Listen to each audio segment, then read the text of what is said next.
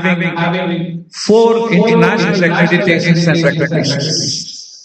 We are accredited by a British accrediting body called as ASIC England, Accreditation Services for International Schools, Colleges and Universities. We are also accredited by an American accrediting body called as IACBE, International Accreditation Council for Business Education, which is in Kansas, USA. We are also accredited by a European accrediting body called as ECBE, European Council for Business Education in Europe. And we are also accredited by IAO in Kansas and also an educational member of ACPSB in US. So we are very, very proud to say that we also have the American program, the European program, which is being offered to our students. And we have an alumni of 16,000 plus students around the world working in different industries. At the same time, we have also started our American University in Zambia, Republic of Zambia, called as London American University College. Now, London American University College is also fully accredited by Higher Education Authority, Ministry of Education. It's also approved by General Nursing Council, Government of Zambia, and also fully accredited by a British accrediting body, which is called as ASIC England.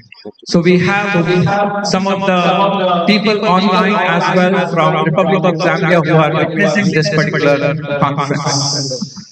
It's a great privilege that we have so many speakers today. Just if you look into the speakers, there are on-site participants and presenters. On-site participants and presenters, approximately 24 delegates have come from different parts of India and abroad.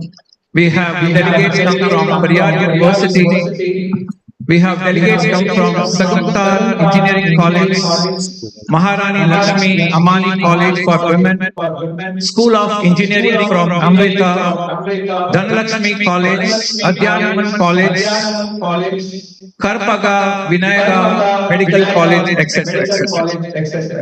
All those who are participating in this particular conference will be awarded a certificate of appreciation, and some of the awards will be conferred today in this particular conference.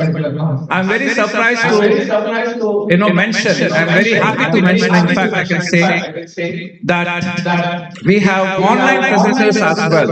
Approximately 35 presenters will be online, which is being run in equal track with the other room. We have online participants from abroad, approximately 132 participants are there online who will be there in the other room. We have a chairperson sitting in the other room and they will be monitoring the progress in the other place. We have eminent speakers from various departments, various universities to participate in this particular conference.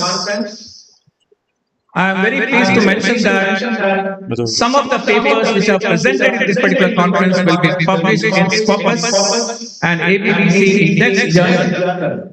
And the rate of acceptance is very, very minimal. You will find that 5% is the rate of acceptance. Once again, very, very warm welcome to all the members who have helped in conducting this conference, organizing team members, the team members of London American City College and London American University College, and also thankful to the advisory board members, thankful to the committee of Periyar University, thankful to our Chancellor and President Dr. Paulson and all his team members who are witnessing this particular conference. We would like to just give an introduction of our organizing committee chair. I would like to mention that organizing committee chair, Professor Dr. V.R. Palmanvelu, is the professor and head of Department of Management Studies and specialized in finance and accounting. And He has conducted several conferences, one being in Bangkok in Thailand, the latest one, which was in Kuala Lumpur, Malaysia, has got several awards and has been the academic member in various boards, including the Board of Studies, including the member of the Senate of Pariyar University and professional bodies, and has signed several MOUs and has coordinated several cells, including Entrepreneurship Development Cell, Export Promotion Cell, and published several books, approximately 14 books he has published. And he has got a lot of funding from University Grants Commission, AICTE, etc., etc. On behalf of the organizing committee, on behalf of the London American City College, UAE, and on behalf of the London American University College, Republic of Zambia, I take this opportunity to welcome Professor Dr. B.R. Palniwelu.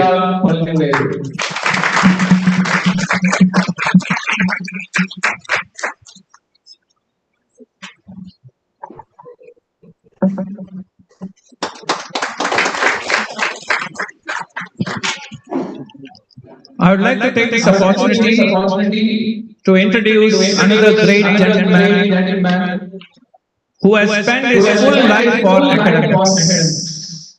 More than 35 to 40 years in academics, in research, in training and development, holding several master's degrees and several doctoral degrees from Europe, US, and also from India, published several papers, published books on central banking. He has been the former professor at the St. Xavier's College in Mumbai and also been professor at various universities, various American universities, various European universities, including the UK-based university. He is a very, very well-known economist, fully dedicated his life for economics, teaching, research, and on behalf of London American City College, on behalf of London American University College, and on behalf of our own Pariyar University, I would like to take this opportunity to welcome none other than the Chancellor and the President of the London American City College, Professor Dr. Paulson Matthew Chipchapur.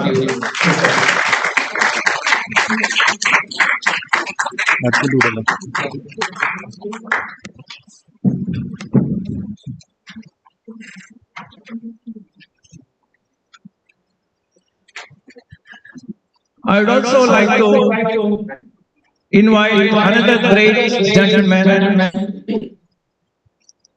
He is not present here, but he is present online. I hope he is already seeing us and our conference hall. He has completed his PhD in agriculture from Tamil Nadu Agricultural University. He has received the best PhD thesis award, and he has been in the administration, university leadership, holding several positions, like he was the Dean of Agricultural College.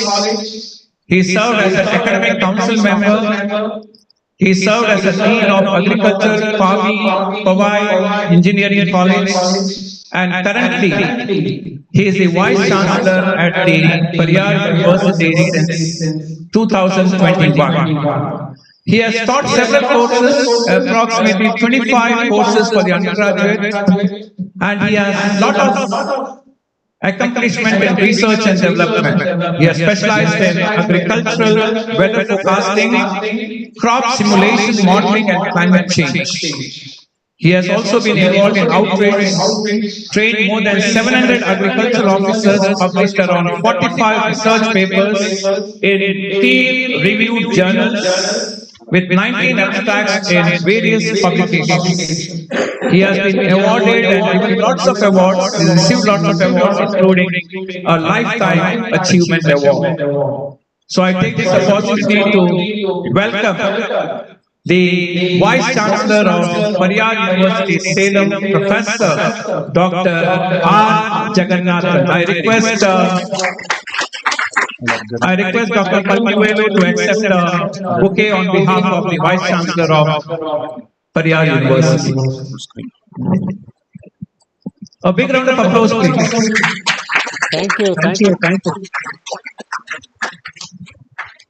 Thank you. Thank you so much, sir. Very, very warm welcome, and we will be having an inaugural address. Before that, just one more bouquet I want to issue it to another great gentleman who is, please take this, who is the professor at the Department of Management Studies, none other than Dr. G. Venkatesh. So I take this opportunity to welcome Dr. G. Venkatesh. Full screen.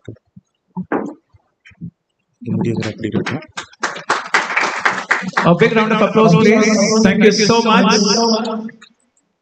So here we have the Vice Chancellor of Pariyar University, Professor R. Jagannathan. Before he gives his inaugural address, and we will try to release the book. It's the proceedings of the journal. Okay, so I request everybody to hold this book and we release the conference proceedings all together. Yeah.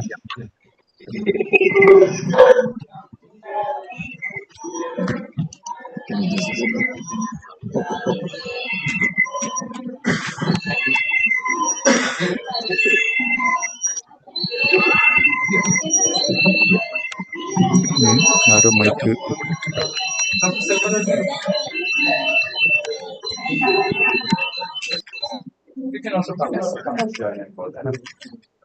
Yeah, please.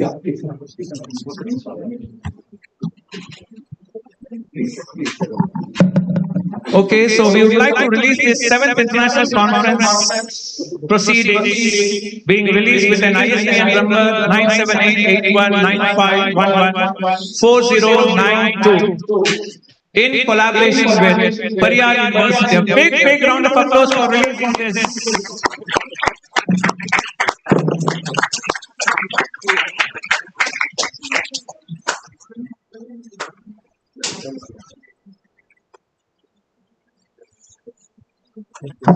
Thank you very much, sir. Now I would like to issue the memento to the Vice Chancellor of Pariyar University, Professor Dr. R. Jagannathan. So I request Dr. Palnivelu to accept this memento on behalf of Andhra American City College. I request the Chancellor to kindly hand over this memento to the Vice Chancellor, and Professor Palnivelu will accept on behalf of the Vice Chancellor, Dr. Paul. Thank you. Thank you.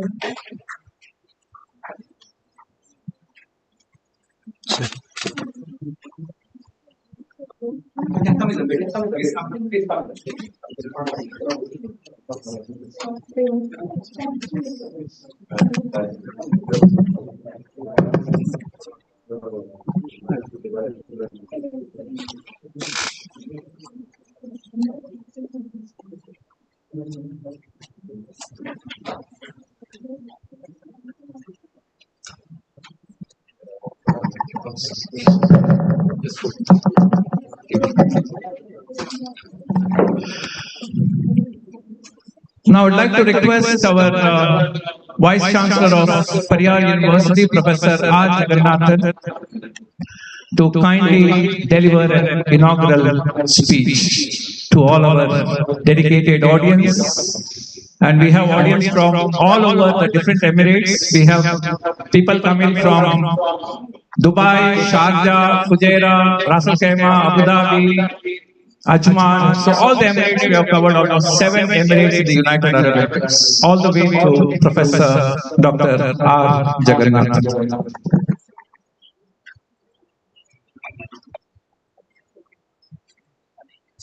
Good morning. I am audible. Good morning to every members present there in the conference of the 7th International Conference on Entrepreneurship Ecosystem, Innovation and Export Promotion through Higher Education Institution 2024. I am happy that the Periyar University is part of it, and I thank Dr. Professor Kaf Mohammed, Vice Chancellor of London American Society University,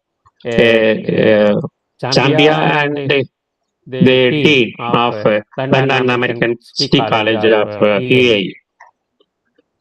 The innovation ecosystem has to be first addressed before entrepreneurship ecosystem, because innovation ecosystem is important.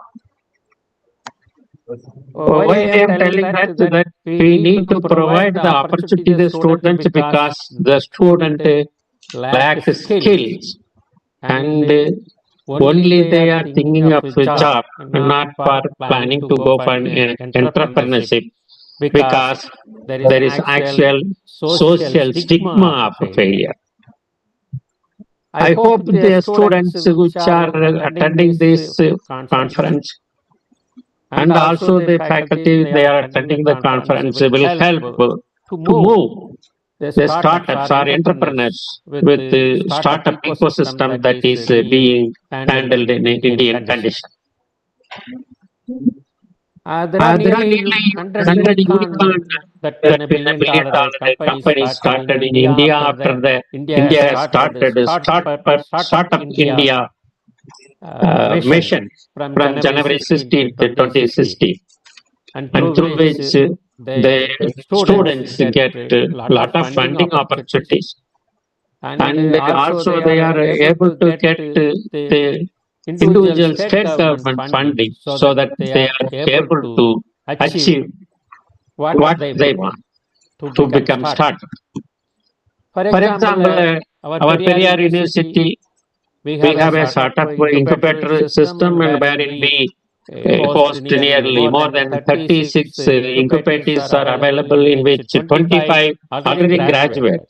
And there are student entrepreneurship as well as past student entrepreneurs or startups are available in our university. And nearly we have identified 275 compounds, synthesized new compounds, which are having a very good biological impact. That means for disease cure or something like that. But the students fail to start a startup and make it a commercialization because of this social stigma of failure. Not only that, the university had identified 350 medicinal plants in which students can have identified the potential medicinal aspects of the plants, but we are unable to process it further because of this social stigma. So that social stigma is now going out because of the Startup India mission, which was started in 2016. I hope they all the participants in elsewhere also have such a thing, and I think we have more startups in India because of that startup mission activities. And starting in course, I think Dr. Kaf Mohammed was telling about the experiential learning.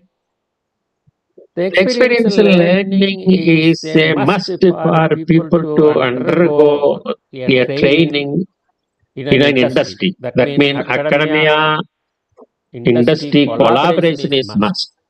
We should initiate degree programs with the collaboration of industry. In that case, students will get confidence. That means part of the theory will get by the academic institution, and the part is delivered by the industry concern, so that students get acclimatized to their natural industry environment so that they will get confidence in starting a startup and they become. Now, people do not understand. Nearly 85% of the business or the industry or the companies which started are only from the first time startups. Only 15% they are traditional industry people. Otherwise, 85% are newly started startups. So I think everyone has an opportunity in the world. And first of all, I thank Prof. Mohammed for having a collaborative international conference with the Periyar University. And the Periyar University in 2024, now we got 56th rank. We are improving. Last year, 59th rank. Now, this year, we got the 56th rank. And we are also an Innovation Institute Council. At all India level, we got 4-star rating because our innovation institutes councils work is recognized in that way. So consequently, for the past 2 years, only we have participation and the rating is done. And we will be continuing that because of our innovation activities are better than previous years. So our not only the faculty, students also participate in many of the hackathons organized at state level and national level. We even 2022 we got a second prize in the hackathon, national hackathon organized by the All India Ministry of Education.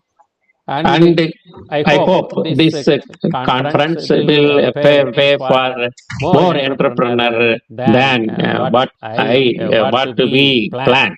And we need to provide such an ecosystem, that means educational ecosystem that help the students to move towards startup, leaving the social stigma which is always attached to that. Especially on Indian conditions, this stigma is very problematic because of the failure. Now, because of the grant given by the Indian system and the Startup India system, our students are able to venture into the entrepreneurship, otherwise startup and become entrepreneur. And I hope this conference will help us also to provide new educational courses which can further improve the students' facilities for training the students or providing the opportunity for the student to learn more and more from this conference. I wish the conference a great success. And once again, I thank Prof. Mohammed for providing an opportunity for me and providing an opportunity for the Periyar University to collaborate with your college and university. And it will, I think, for in future also, we will try to continue the same thing. And thank you one and all for listening me. Thank you. Thank you very much, Professor Dr. R. Jagannathan, from the Vice Chancellor from Periyar University from Salem. Thank you very much, sir, and we will find some time to see you, okay, once we are there in Salem. In any case, okay, we'll try our level best. Thank you once again, and we have a special, award, conferred by the Periyar University for our President and the Chancellor of Inter-American City College. Along with, I request Dr. Palnivelu and Dr. Venkatesh to kindly hand over.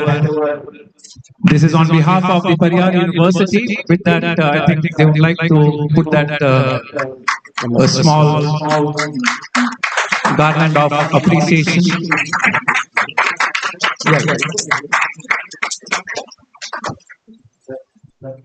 You can come.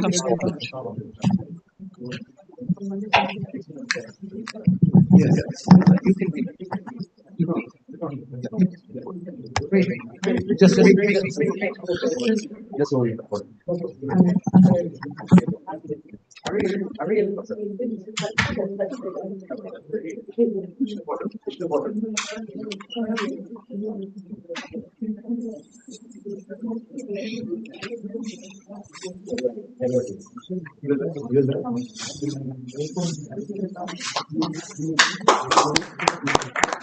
a big round of applause to Professor Dr. Paulson Matthew Chinkapura, the Chancellor and the President of North American City College.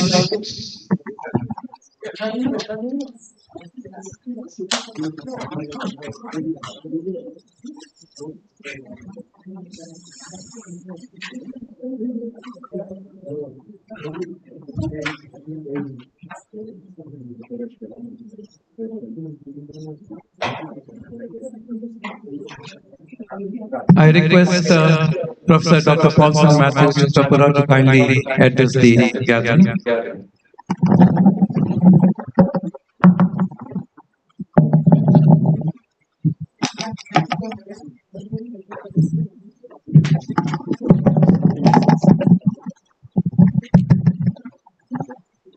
Very good morning to everyone.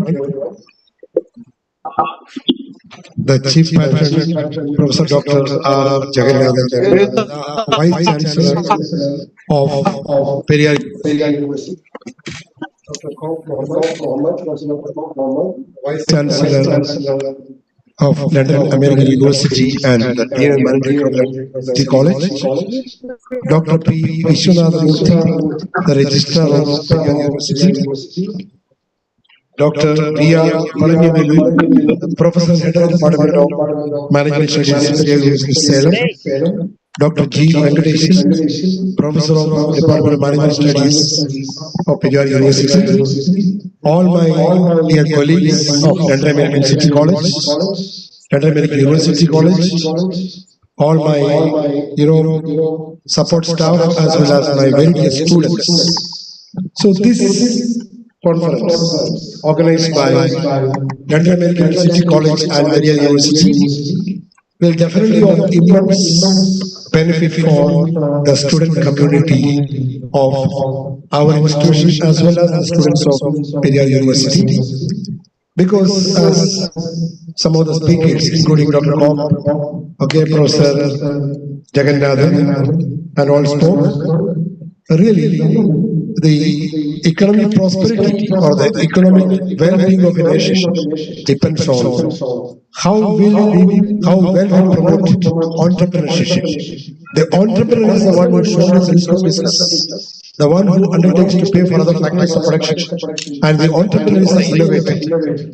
If any nation in this world has progressed rapidly in economic terms, it is because of the importance those nations have given for promoting entrepreneurship and entrepreneurial activities, inventions and innovations. Because entrepreneurs are the innovators. They generate or create new ideas. They open up a new market and they will be able to add value to society. You look at the global scenario. United States of America is the world's biggest economy for the main reason that US education system is the best in the world. Why is it the best in the world? The system is based on real-world examples and industry-based case studies. Our partner, University, for the last 22 years in US, has a technology wing of Ford Motor Corporation. Students from Madura University get training.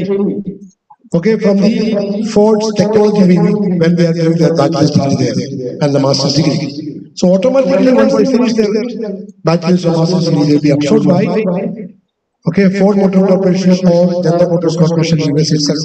So there is 100% employment.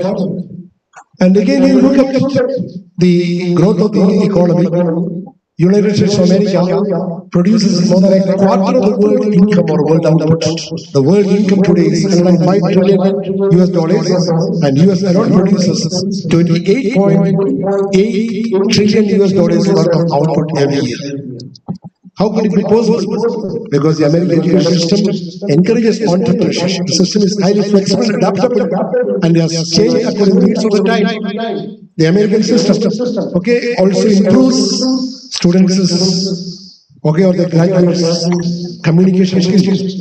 The American graduates have excellent speaking skills, brilliant presentation skills, amazing reading and writing skills, and brilliant listening skills.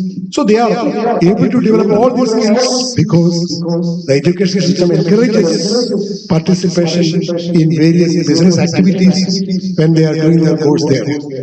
Not only that, the American system has been very highly flexible. It's based on cutting-edge technology, artificial intelligence, nanotechnology, and robots. All these, latest developments have been included in the American curriculum. And again, the American curriculum also, gives so much importance to education, research, and development. So this conference, organized by Periyar University, City College, and University College, will definitely improve the ability of the students to become successful researchers. Because in America, the government spends more than 87,000 crore US dollars every year for education, research, and development, which no other nation does. And that is the reason America is the world's biggest economy. It also encourages entrepreneurs, and that's why Forbes' largest multinational corporations, 621 of them, almost 31.5% of them are American based. They employ 100 million workers globally. And if you look at Fortune Global 500, largest multinational corporations, global corporations, transnational corporations, we can see that out of 500 largest Fortune Global 500 companies, 139 of them, more than 28% of them are American based. And these MNCs generate a total sales revenue of $13.5 trillion for US economy. Almost 45% or 46% of the US GDP generated by these 139 Fortune Global 500 companies. You look at the global wealth, the total wealth of the world today is $500 trillion US dollars. Out of these $500 trillion US dollars worth of wealth, the Forbes 2000 largest MNCs, the total value of assets held by these 2000 MNCs would be equivalent to $238 trillion. Almost 48% of the global wealth is under the control of Forbes 2000 largest multinational corporations. What does it mean? American economy and the American education system give so much importance to development of businesses and encourage entrepreneurs to take risks. You look at again the total revenue generated by the world's biggest multinational corporation, Walmart. The main slogan of Walmart is, we sell more for less, save your money, save your life. You can, buy from the Walmart any item at a lower price than you can buy the same item in any other part of the world. They take only 1% profit margin. Everything under the sun you can get in Walmart store. The Walmart, the total sales revenue, if you compare the GDP of nations with the sales revenue of world's biggest MNCs like Walmart. Only 19 nations' gross domestic income are more than the revenue of Walmart. Walmart's total sales revenue in the year 2024 is $657 billion. Walmart's sales revenue, total revenue, is more than the GDP of Israel, Iran, Iraq, Ireland, Austria, Denmark, and many other countries. So powerful conglomerates they are. Because of the importance given to entrepreneurship and because of the importance given to promotion of business and education, research, and development, America's economy is booming. Even today, more than a quarter of the world's income and more than a quarter of the world's wealth are generated by United States of America. The global wealth is 500 trillion. The US wealth is 125 trillion. One to the world only. The global GDP is 105 trillion.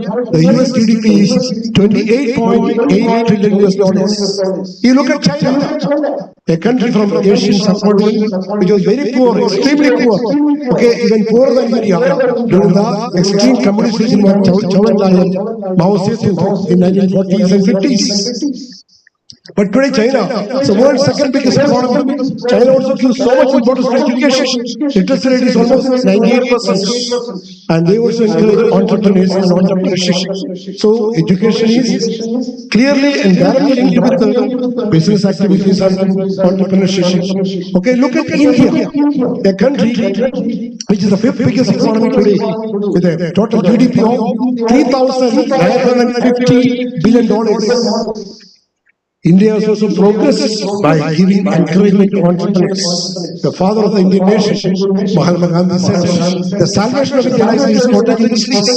See, if Indian economy has to prosper, the government should encourage the startups and small and cottage industries, which will provide gainful employment to millions of unemployed Indians who are leaving the country for having lack of opportunities, and they have to find some opportunities elsewhere. So many youngsters are leaving my motherland because there are limited options. Our government encouraged starting up small and cottage industries on a large scale and giving, industry loans from the banks. So many, youngsters, bachelors and masters degree can start their own business in India. In India can become more prosperous.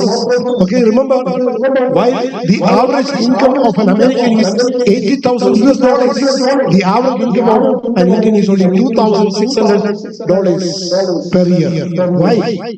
India is an overpopulated country with 1,440 million people, whereas America has only 340 million people, 3 times bigger than our land area, and they have got a GDP more than 7 times higher than India's GDP, and the population is very less.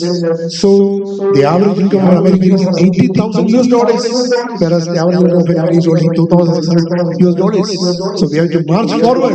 For that, as our Vice Chancellor rightly said, we have to create opportunities for the people to set up, start up new businesses, cottage and small scale industries, so that employment can be created. Look at Japan, the land of the rising sun.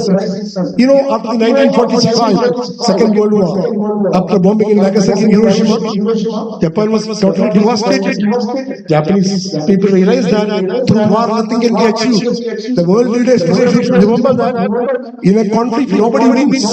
War between Israel and Palestine, Russia and Ukraine are creating devastation and big miseries for the people.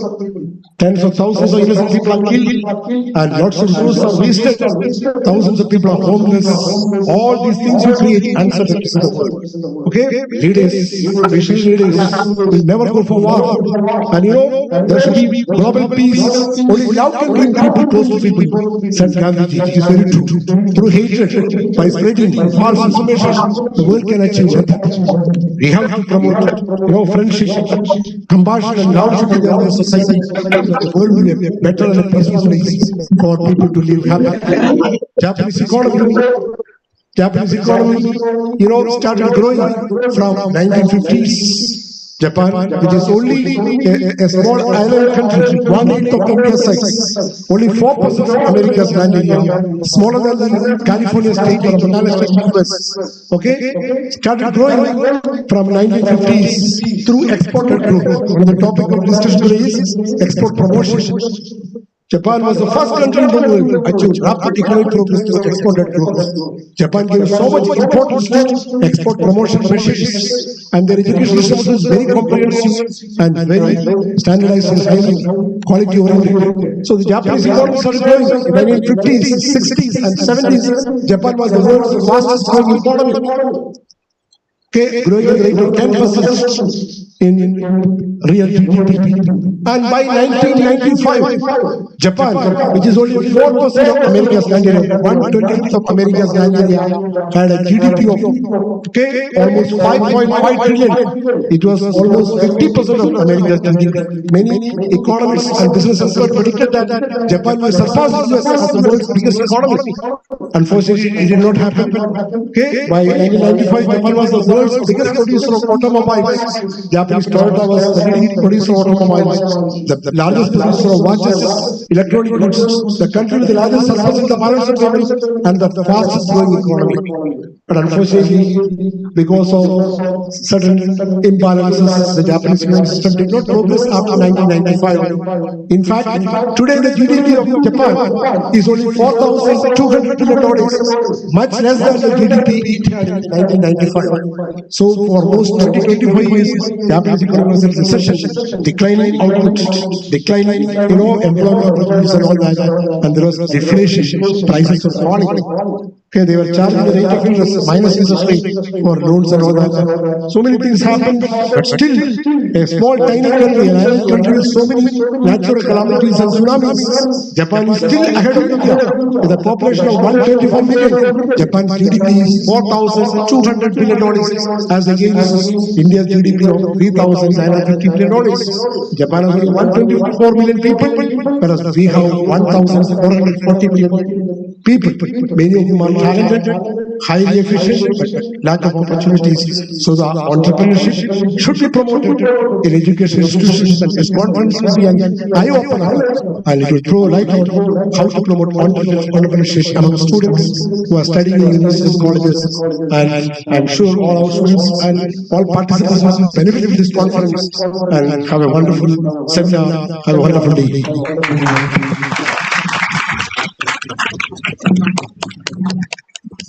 Thank you very much, Dr. Paulson. We want to give just last two awards. We wanted to hand it over.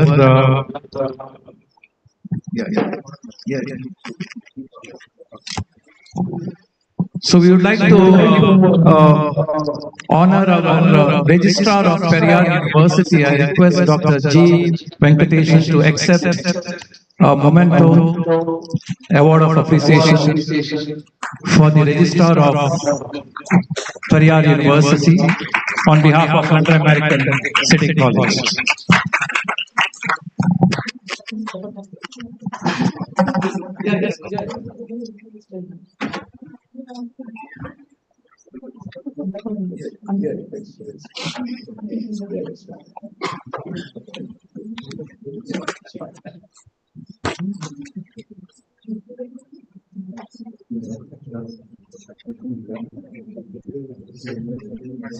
Thank you very much.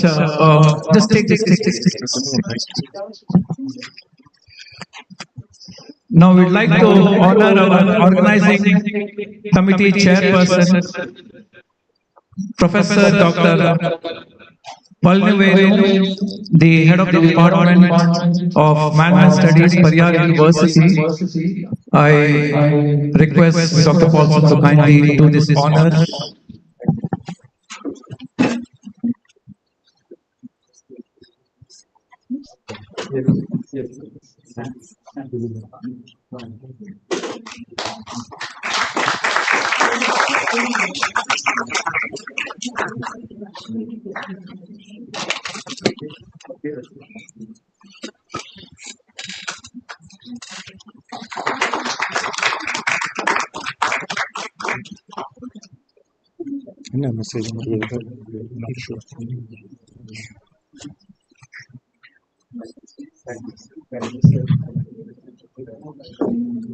I request Dr. Palnivelu to kindly address the gathering. Yeah, please.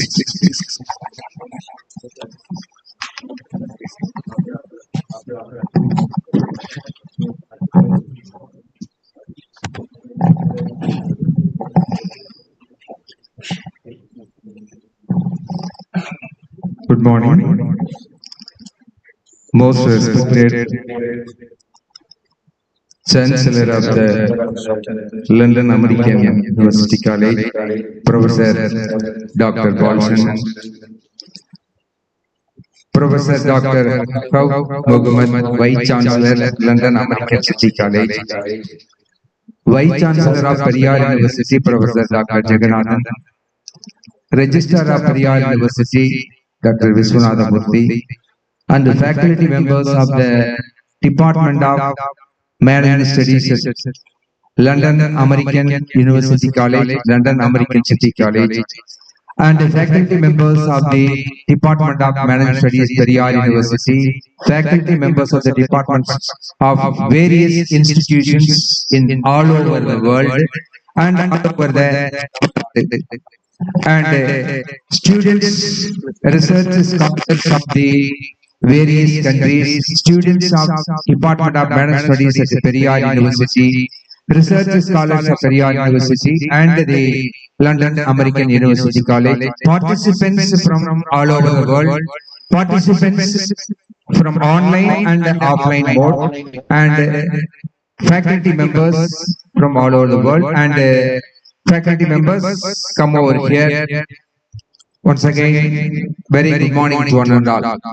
Really, it is a great opportunity to organize such a wonderful international 7th international conference. It's create real international forum to create a real international exposure to create entrepreneurship ecosystem. First of all, I appreciate Professor Mohammed to arrange and organize this wonderful 7th international conference in your campus at your university. The process was started before 7 months. From that period onwards, the Professor Mohammed to give a proper and complete meticulous work is taken for this reason.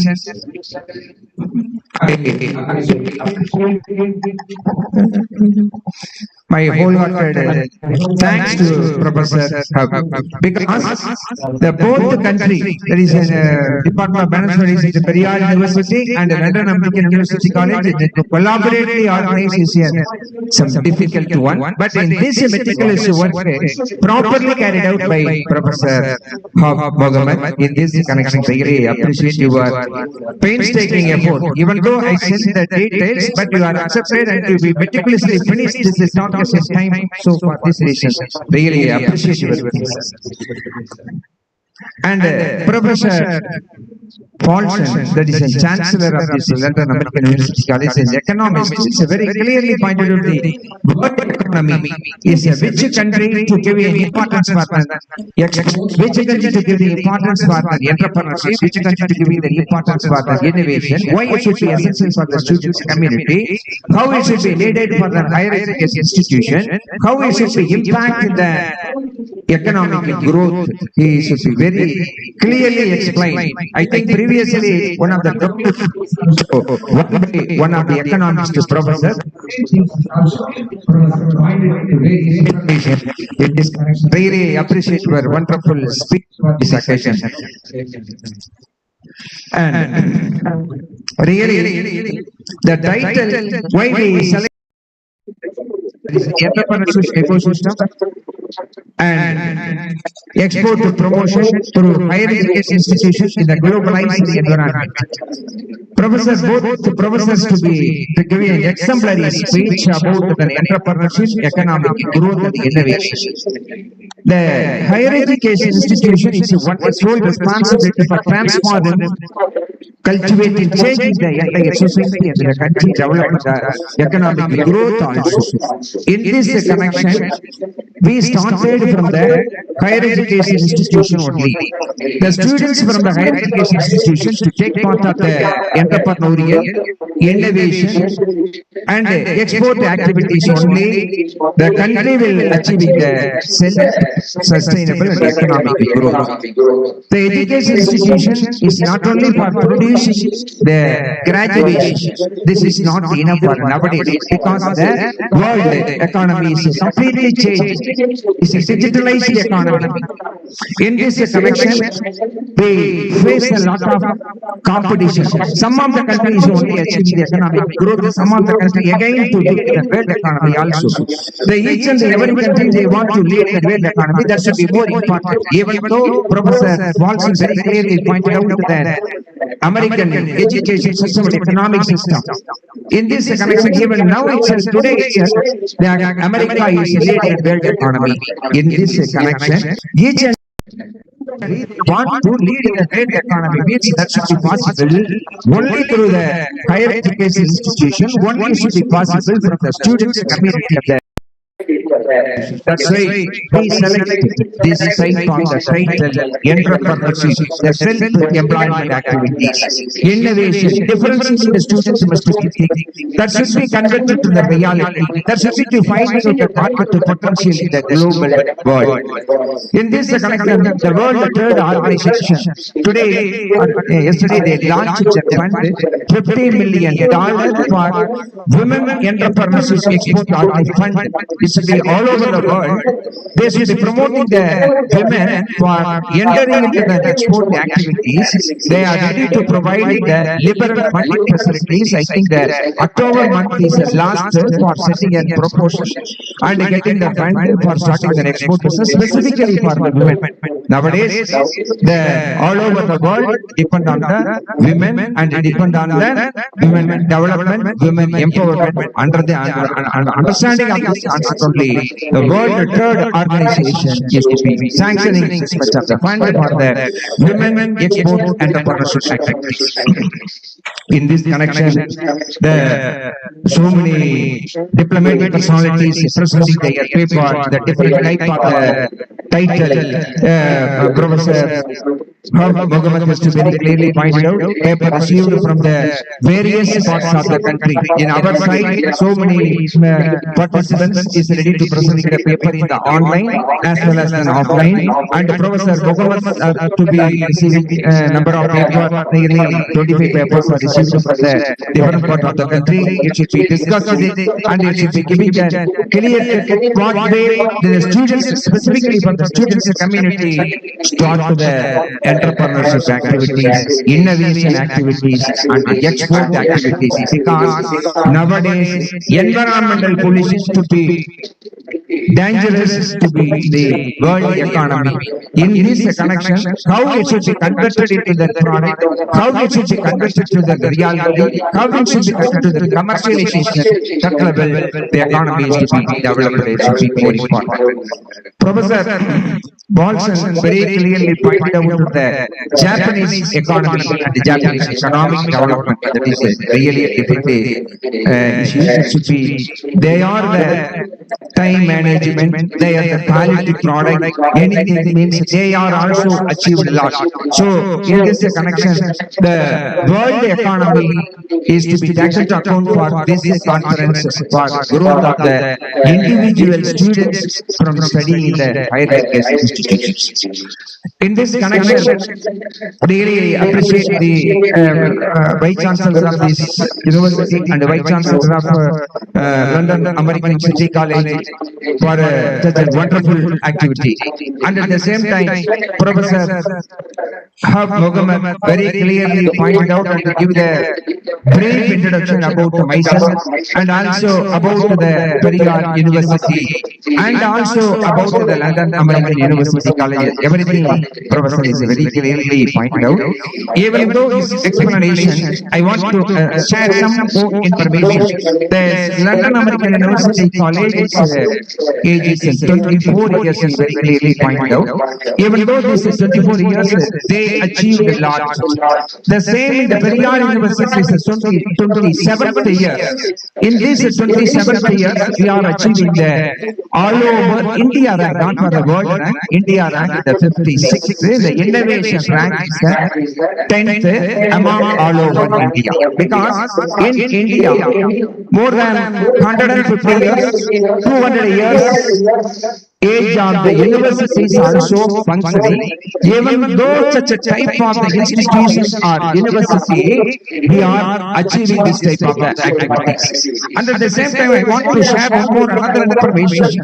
We are coming from 222 years of the district.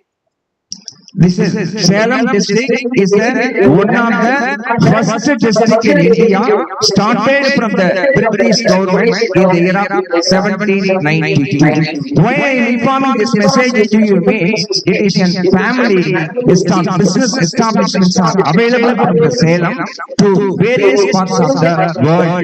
In this connection, this type of the facilities, this type of the opportunities are available through exploring this is of the conferences. That's why I want to share this information. How the London American University College is in 24 years they succeed to achieve tremendous achievements. The same in the Periyar University, same in the Salem district also achieved a lot of things. For this reason, I can share this information.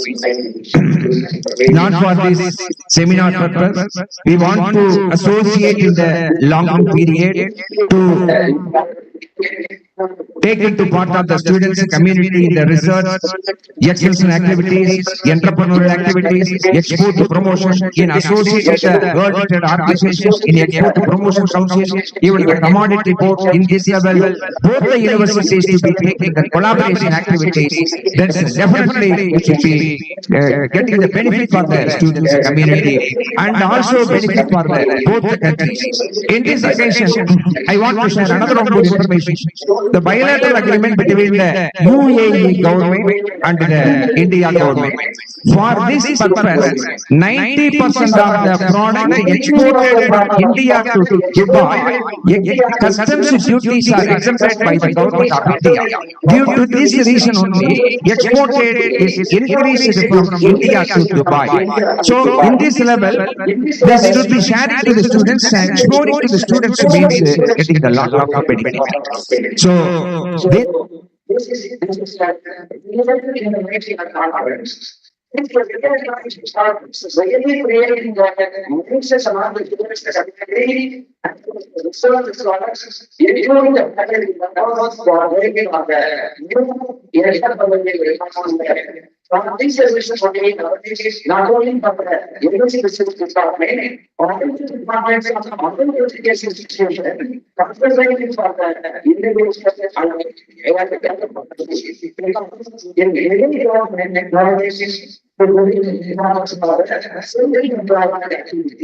because the second part of activities is we are basically this part of the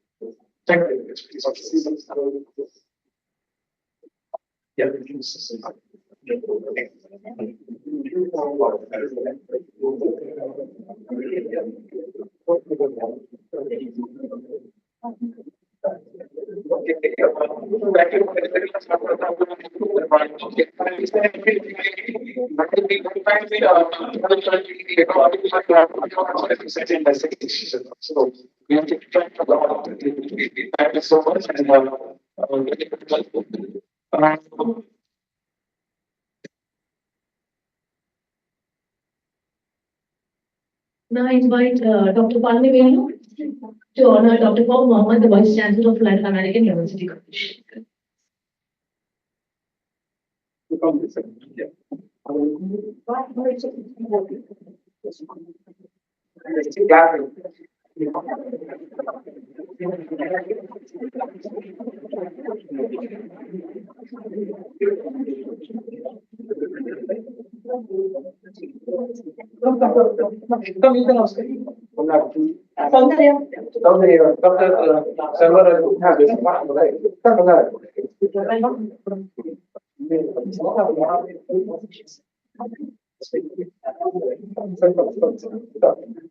And team, I'm also getting joined.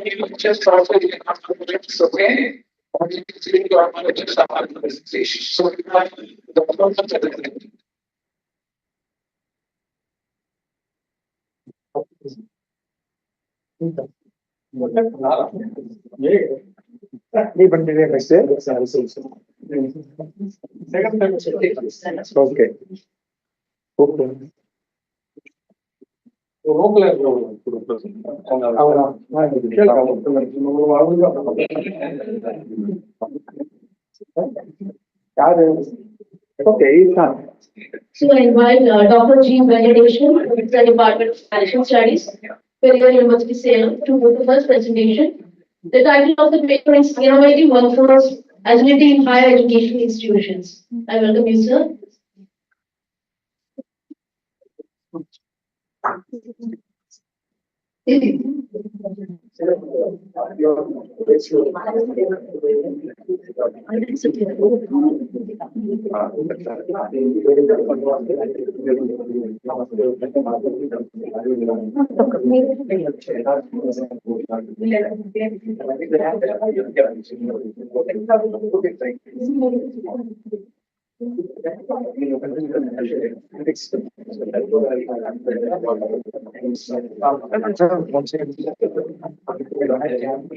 Number 50.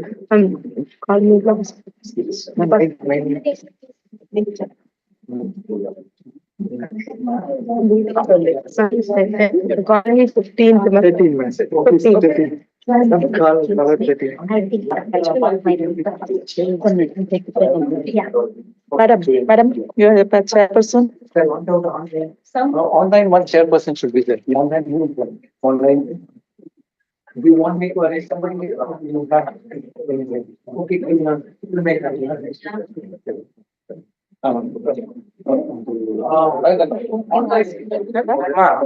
Chairperson.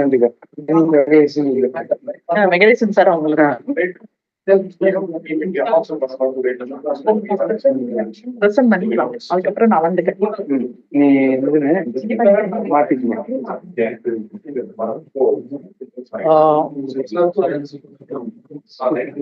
backside you want it's okay. Okay. Just push it little backside.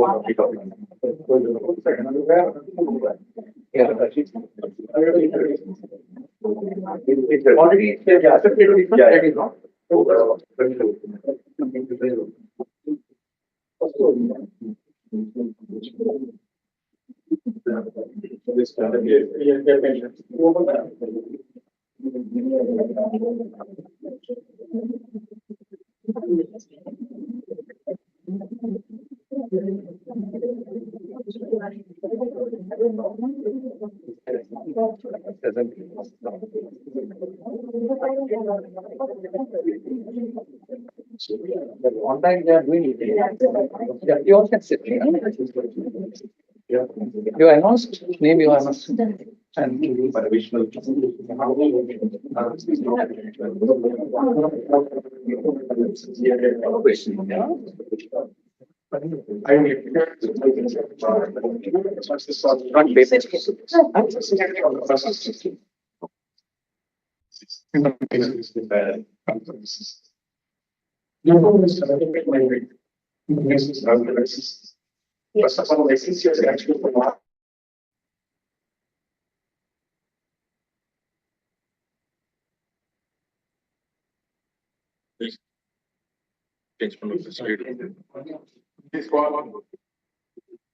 I think really did this for to give the chance for the great industry level. Many of us are international people that people also do. Developing skills what can be skills in the business world and also the positions of the world. Activities for the world. Since it's nice to for about Latin American university is kind of a system. To give the opportunity for me and the various people, faculties and communities to provide for this type of data. No practices is going to be understanding for the students the value.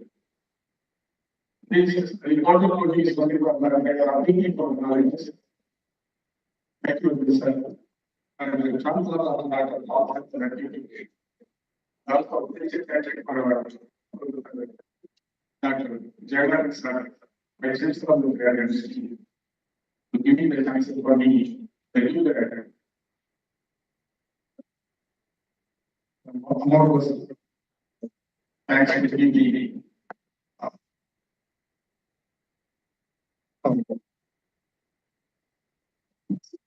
the chances for given agricultural organization, where is the register and collective register. Thank you for the chances for me. Before I started from this seminar, my topic is inner control ability. Why this ability is important? Why this global versus how the hierarchy is going to be acting in reality? How the global is going to be executed? How the battery is going to be executed for? They are exchanging objective of appreciation of knowledge and ability. Nowadays, the engineering is also very important things for The link business the business level. online. So that's why I prefer from this engineering workforce facility. It is there in other group. No? Thank you, sir. One of the online presentation. Innovative workforce facility is processing of the second language. Okay, 46 engineering. Engineering is something ability to move quickly and easily. For the workforce, can you see that? இதுலயே பண்ணுவோம். Innovative workforce facility. How the இப்ப எங்க பண்றாங்கன்னா இதுல அப்படின்னா same தான். Okay. தனியா ஒரு ரூம் கேட்டிருப்பாரு. Presentation because of why they are going to have this for this பண்ணிடுவோம்.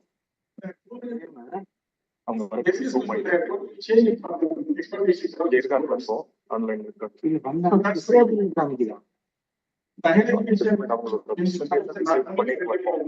அது நாங்க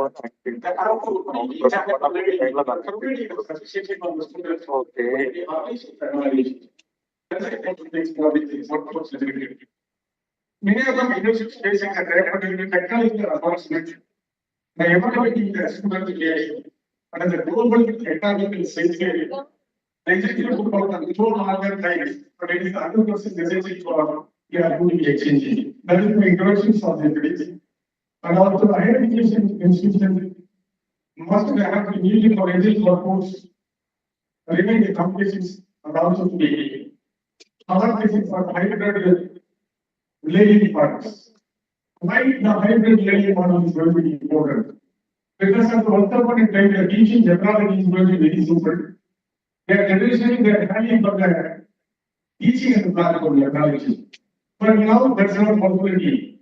Because as the technological regulation is going to be changing from all over the world, based on the technological development, we have to must provide it for the students.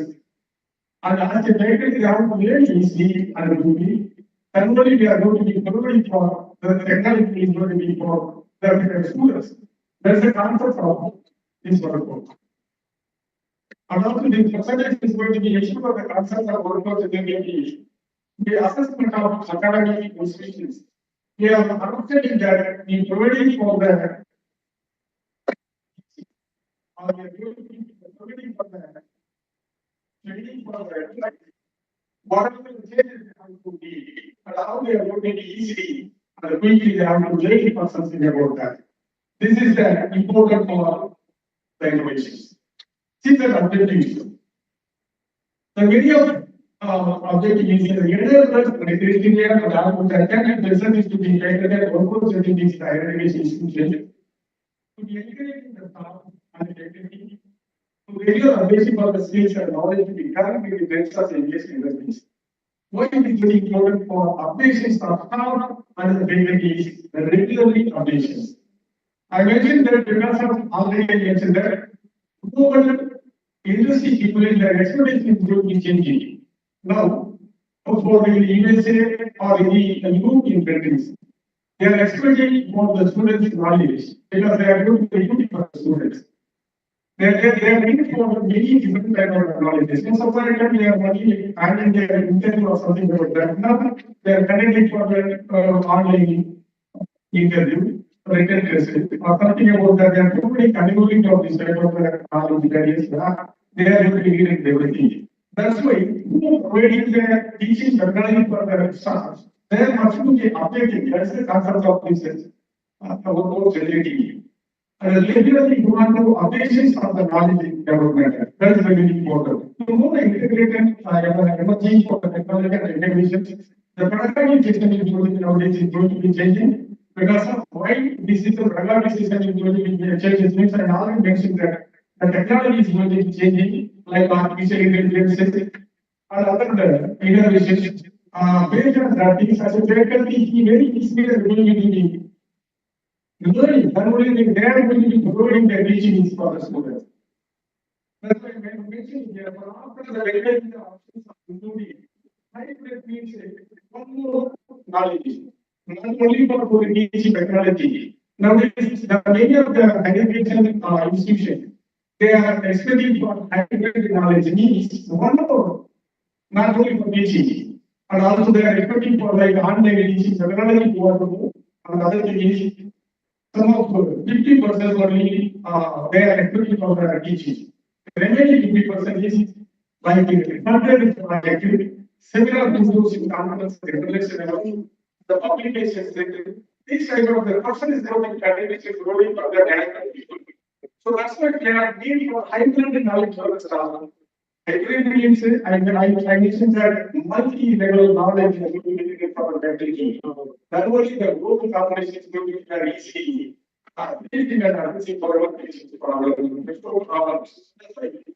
And hybrid, the generation model means already I mentioned that chart is called the food production model. Automated the different life and representative model students. To measure hormone stability level, I think is used for the pathology context. We see that not only why the pathology method is going to be used for which pathology. Pathology is what the key of pathology. This is one of the research methodology areas. We are understanding from the faculty ability how it is going to be adaptation for the new technology. What are the training we are doing for IT software? Because of many of the software, some of the countries, they are not investing to give the consideration for their additional knowledge in the software. So how and what way, as a faculty is going to have a percentage everything for himself, and it's going to be both the knowledge about teaching for the student ability. That's not moral is there, that's not the methodology method. This method is going to be used for the level of identification to people. They are understanding how this for the applications of the knowledge for the ability. What is particular is it's for the decision to solve the problem by calculating with all available information. What are the information I have to be available for myself? And also how it's going to be assessed easily allocation for the new category expression. And how it's going to be involvement for the teaching things. That's a very important. If you are understanding clearly what I'm saying and everything for the technology learning, easily you are understanding for most of these faculty only know for 50% is going to be involving for the things the processes of the global scenario. He's going to live with the artificial intelligence, visual representation, the blockchain makers, and everything is going to be know. And he completed neural work 75% to 80%. This is the technology going to be using for the analysis of the faculty, how it's going to teach, what the real positions are, it's going to be having for his knowledge. That really is not about the technology. The research people that are going to be using is the model. That's very important.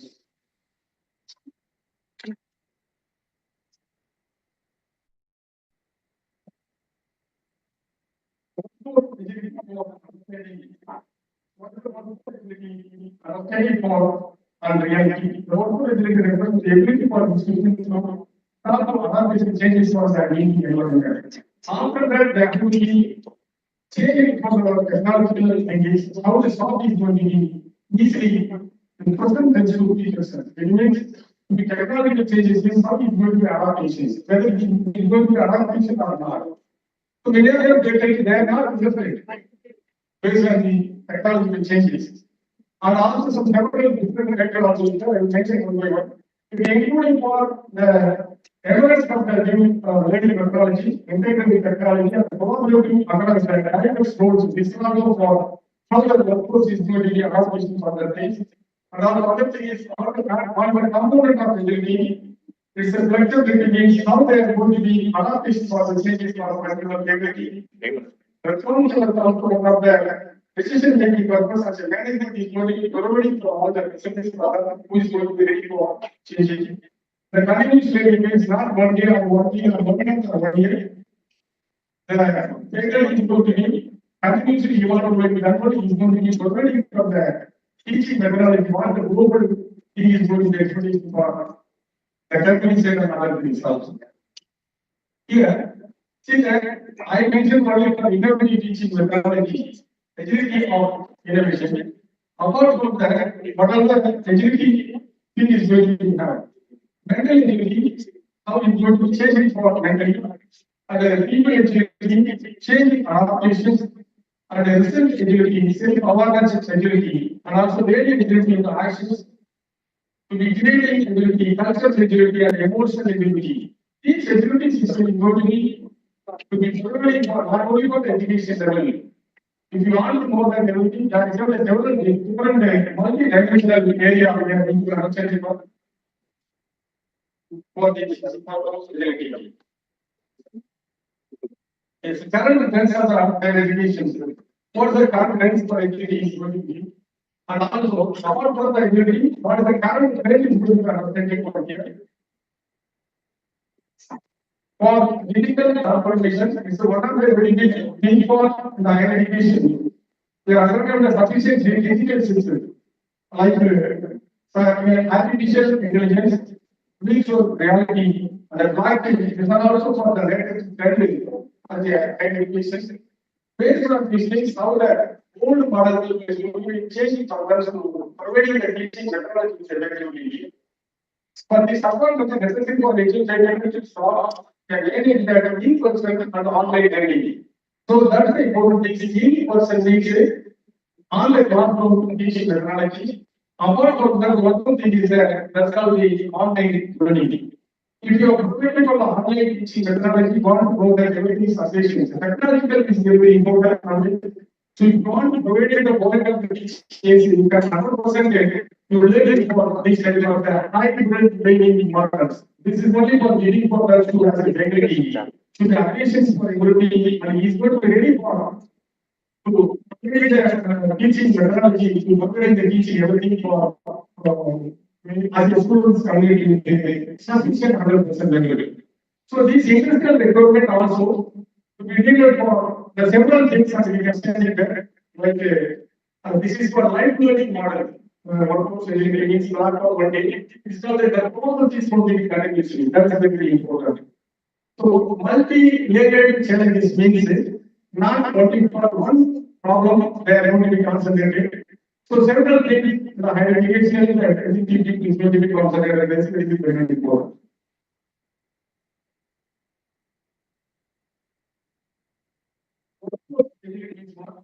How the people is going to our patients' personalities and education. So the education sector lately has been facing on the several challenges like globalization technology and especially for changing the investment environment areas and the state assessment as some of the challenges for affection for participating and higher education institutions the remains of the competitions.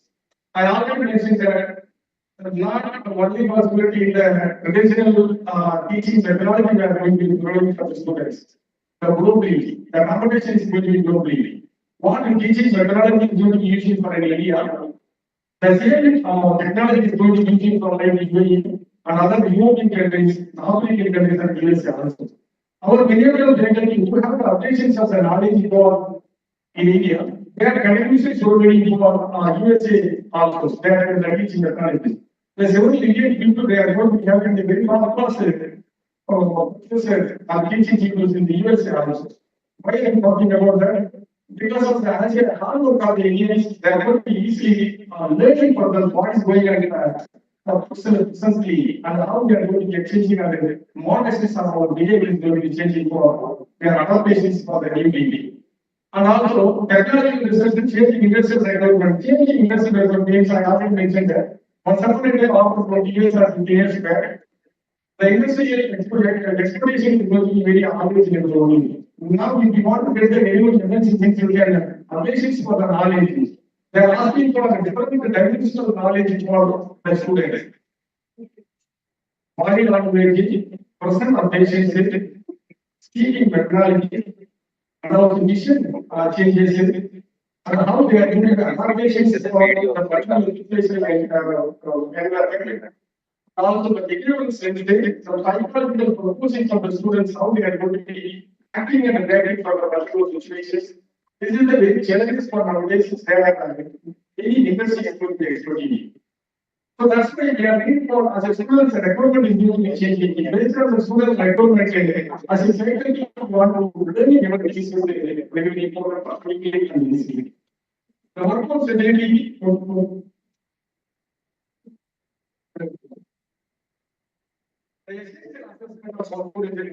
assessment means we are systematically analysis for all and where the candidate as a secretary is going to be area. But the part is that knowledge is what we have to teach. Normally, we are providing the teaching methodology to the class. So here, workforce ability I recommendation.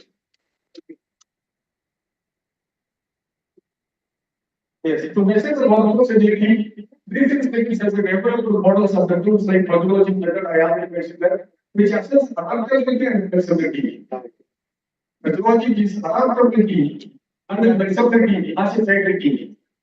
And also, we are providing for contribution for the students. And the ability to identify the key area and the recruit for the improvements. And that's why I mentioned that as a secretary, he providing for the teaching technology to the student. He must want to be also learning from the artificial intelligence, which should realize and action the basis, the applications of the knowledge and what is going on for that. Whether I'm going to have a process to know that, I'm going to be showing sufficiency for the students, that's the application for the whole religion to now. Because of why this is a change is important means globally the people is going to be expecting the operations of the knowledge is going to be multi-dimensional level, the industry is going to be expecting definitely. These types of the workforce facilities nowadays are very popular processes. One is the initial others is but also the management is supposed to be given all the processes. Sometimes the management is not about not only for the corporate side. The organization is not driven for the business system. That's why you have some responsibility, appreciation level, another situation is what are the ability to handle the multi-layered challenges. The challenges is not only for one thing actually. 3, 4, 5, 6 or something about that. The challenge is going to be completely to be changing and after 1 month or 2 months or 3 months, the basic capacity and the technological aspiration is going to be fully upgraded. These are also the capacity directing people or other people who are permission is already for they are going to all the senses of that. So what is the challenges of the person sensory workforce ability? Is the education facing a several significant challenges. See that the assistance will changing for the more critical, the technical staff hesitate to be adaptation technology. So this is the not only for staff management, something problem. The technical staff are hesitate. You are unique. The staff is not going to be interested. They are hesitated. They are not interested. They are not involved. And the systems are very important.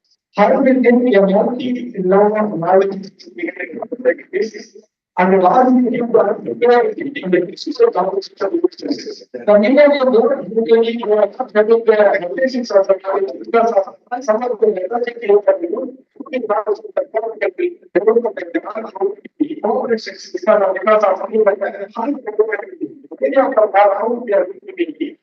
handling the system that also very important. This is a system for and I believe the digital tools are another also things to be higher education ability and also the many academic institutions struggling in providing under the sufficient level for appreciating program of the things. So management also taking the appreciates of knowledge and they are providing for all the parents for the activity. The work continues many of them in the several colleges. There are applications for developing they are collecting the more money based on for how something selected for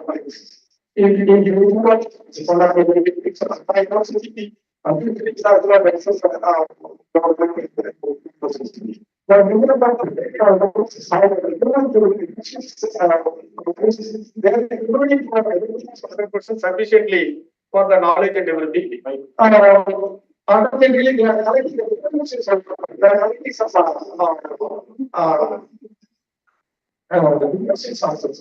but also they will great for important continuation.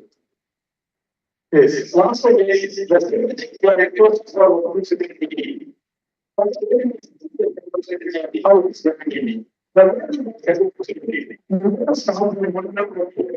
sufficiently reading something.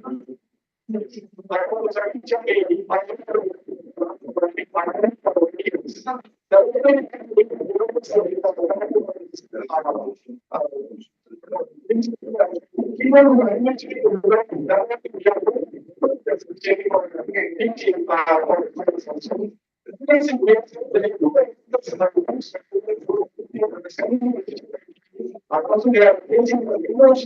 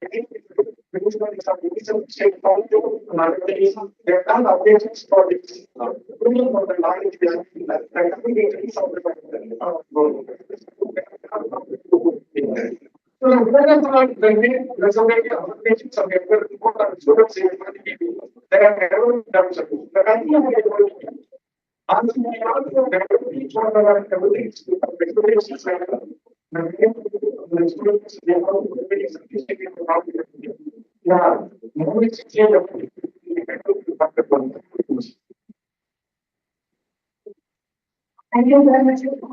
standard of communication. How can workforce ability help improve the performance of faculties in higher education? I mentioned if you want to develop things, we continuously develop the technology and for the technically someone wants to understand what is going on. I mentioned here artificial intelligence technology. Now direction. The people that say after 50 years, the because of artificial intelligence, it will be hard to can understand the technology has been changing. So I think we have to first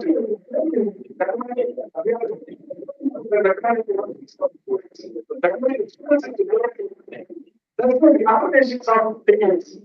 I already mentioned, but I think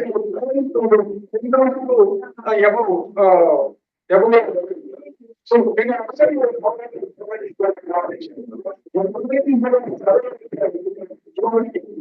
have some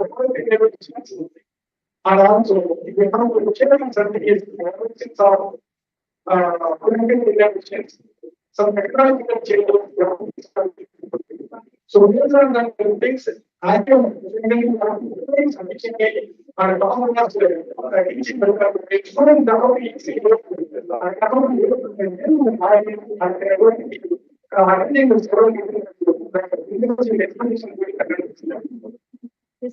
thank you.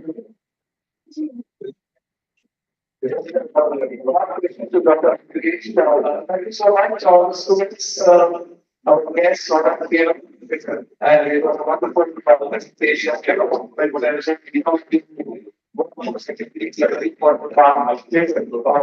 Especially education community as well as important.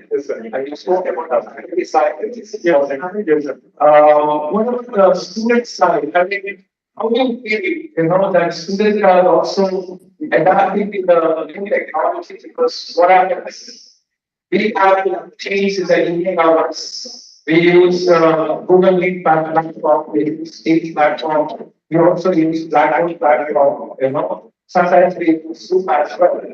Many a times, when we talk about the students, obviously they on the sign it and then they disappear into the they appear in the beginning of the session, they appear in the end of the session, but in the middle they are missing.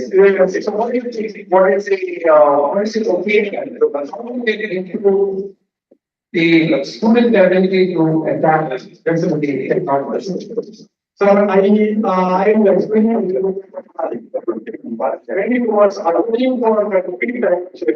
So all over the board, the education section is going to be slowly and gradually. So number high class country, they are interested to have bond training. And it's not possible because of the age is going to be developed. One student is studying in the fifth class and he wants to go for the sixth, seventh, eighth, ninth, or a person plus one, or the sessions and everything.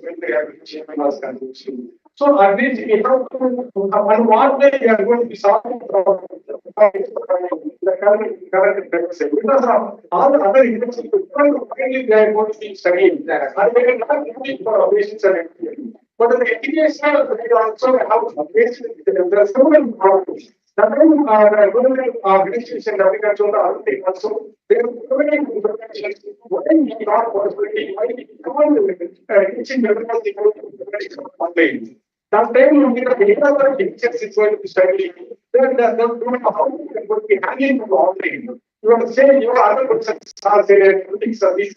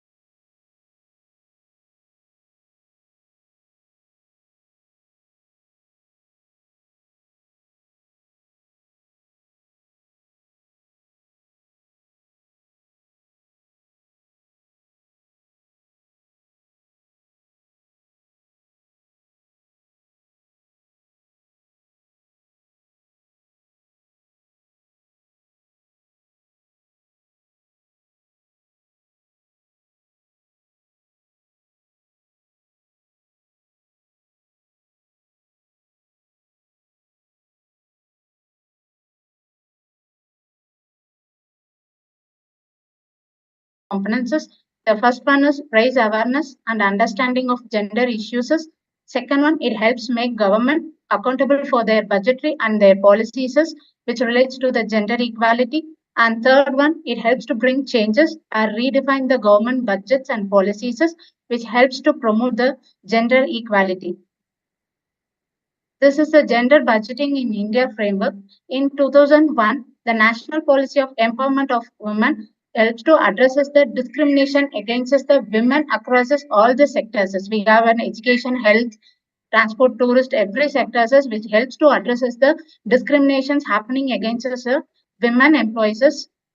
And however, in the global gender concept, that is the gender gap, we have declined from 108 in the year 2019 to 135 out of 146 countries in 2022, which also addresses the discrimination which is escalated by the social and economic inequalities.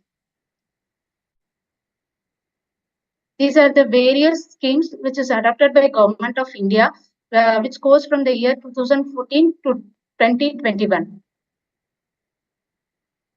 And the next, it is about the gender responsive budgeting in Malaysia.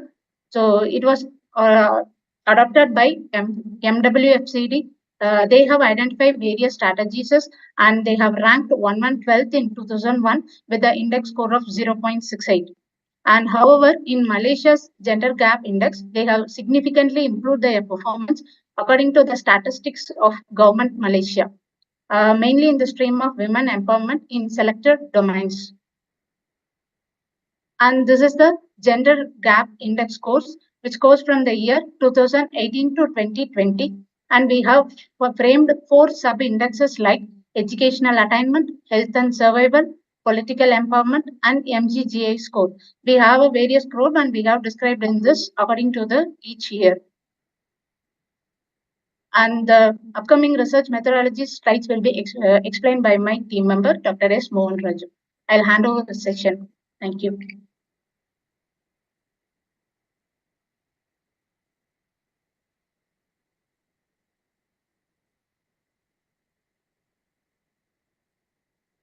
Study uses comparative research methodology and has gained much attention in the research due to globalization, technological advancement. This comparison has been thought based on the developing an entrepreneurial ecosystem where individuals, groups, organizations should together to foster development and execute the entrepreneurial ecosystem in a particular area. The evidence of this literature study, it is evident that both countries, India and Malaysia, have marginal differences.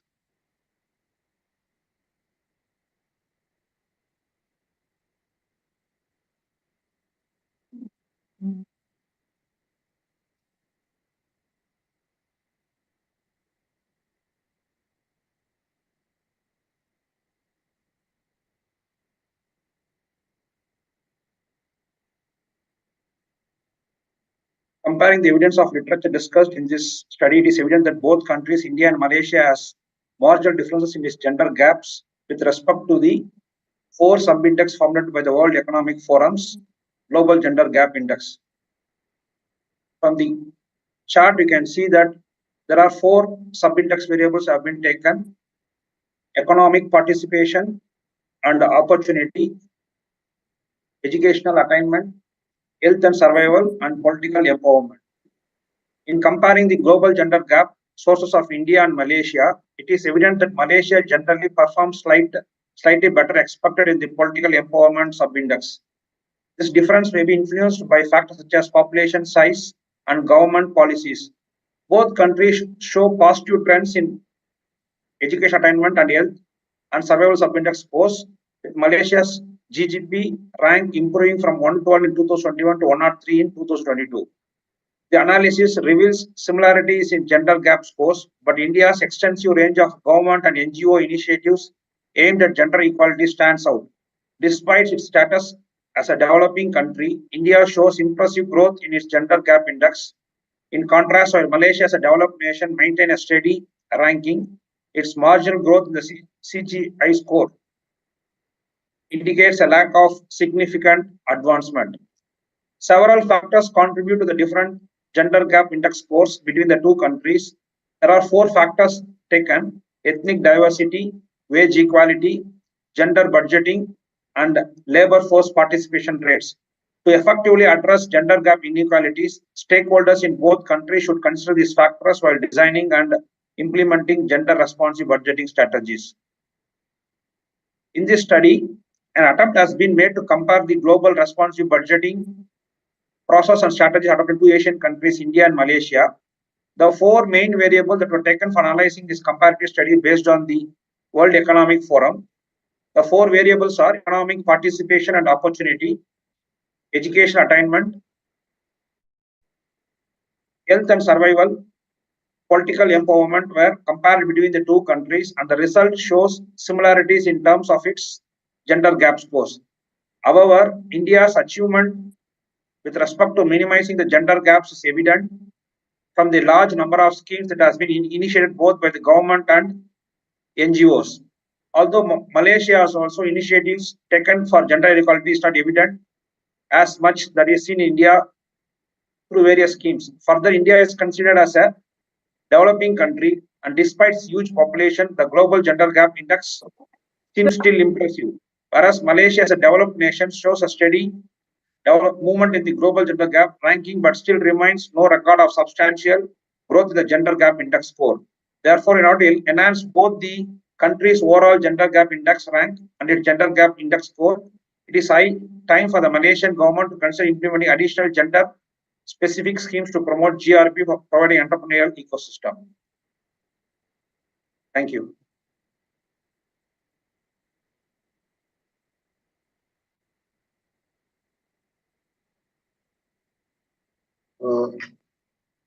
Okay, sir. Thank you, sir. And if there is any question, I could answer it before passing the presentation to the host.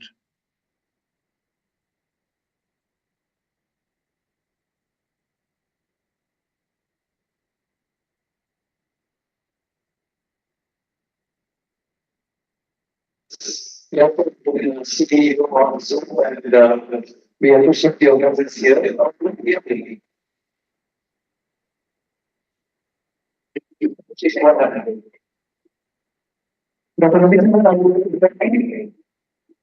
Is there any question to me, sir? One thing which I wanted to ask you, what about the gender pay gap? Any research? Yeah. I can't hear you properly, sir. Yeah, so you have done a research on the gender responsive budgeting between India and Malaysia. Yes, sir. Yes, sir. Yeah. What is your opinion about the gender pay gap? It's not about the salary and the pension given to No.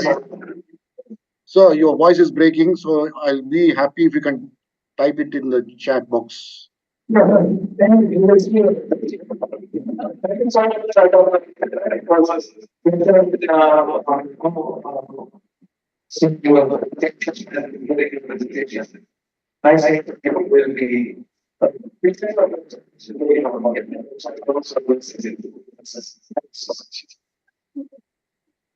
Thank you, sir. Next, I'm going to invite Team Srividya, guest lecturer, Department of Management, Studies, University System, and Dr. S. Nandini, Assistant Professor, Department of Business Administration, International Knowledge. The title of the paper is Bridging Borders and the Rise of Tamil Nadu's MSSP, Explore Entrepreneurial Engagement.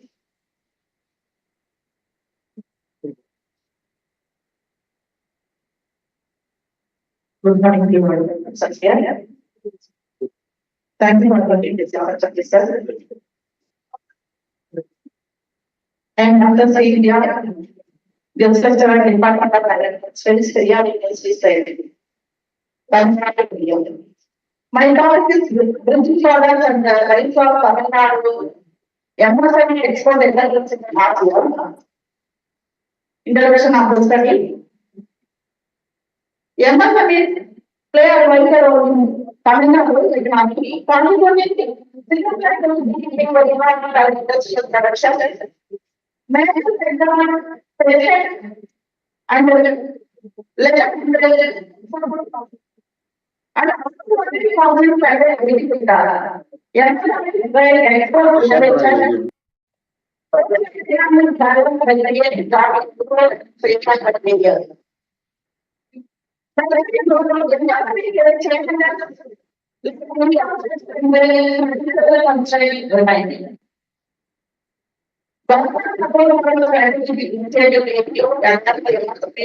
export potential.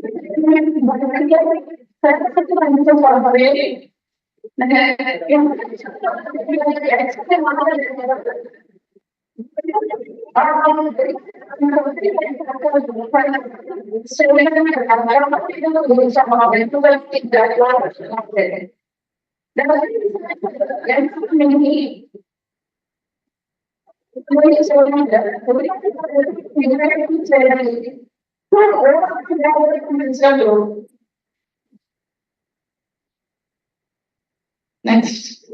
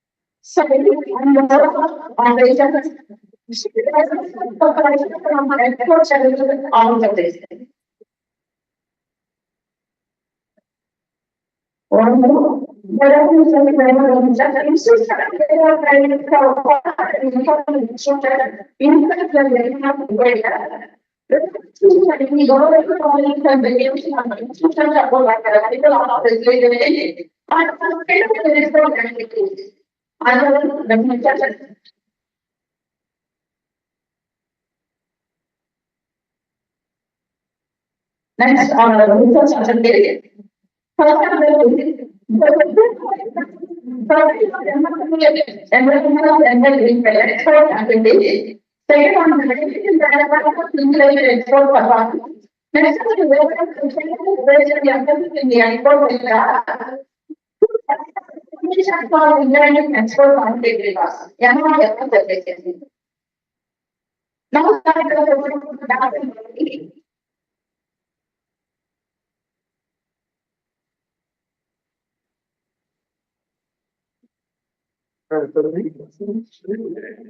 Good morning to all our present here. Myself, Dr. X. Nandini, and I thank Dr. Dear Kalivel, sir, Peria University, Salem, for giving me this opportunity, and Dr. Kaur Muhammad, sir, and Dr. Carlson, sir, for giving me this opportunity to present here.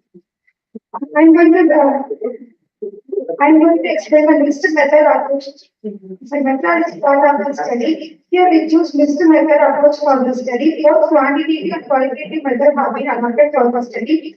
Now, quantitative method is used to gather numerical data from usually Tamil Nadu through surveys, and qualitative data has been employed to understand entrepreneurial perception, experiences, and challenges related to export practices through open-ended questions, interview in order to enrich the quantitative data. Data collections here are sample sizes 250 to entrepreneurs. Survey by distributed to 252 entrepreneurs across different regions of Tamil Nadu engaged in export business under any single category using stratified random sampling. The stratified random sampling is a method of sampling that will involve division of population into smaller groups known as strata, or to ensure the different representation of various sectors of MSME. And Based on our objectives, hypothesis we developed as in first hypothesis there is a significant relationship between a linear combination of variables and Tamil Nadu MSME export performance. And in second hypothesis, there is a significant relationship between the export revenues and MSME export performance. And in third hypothesis, there is a significant difference in entrepreneur perception of export determining factor based on the size of the export unit. And in fourth hypothesis, there is a significant association between demographic variables and the opinion towards the export performance of MSME export units. Based on analysis made, these are the results of descriptive statistics. In type of export unit, manufacturing unit is 55.9%, showing strong focus on production-based export. And in year of number of year of export involved in MSME export is 1 to 5 years is 30%. And since MSME is dominated and export more direct export is more than the traditional exports. Online exports and export product food and textile are more than the other products. And export volume is 535.3%.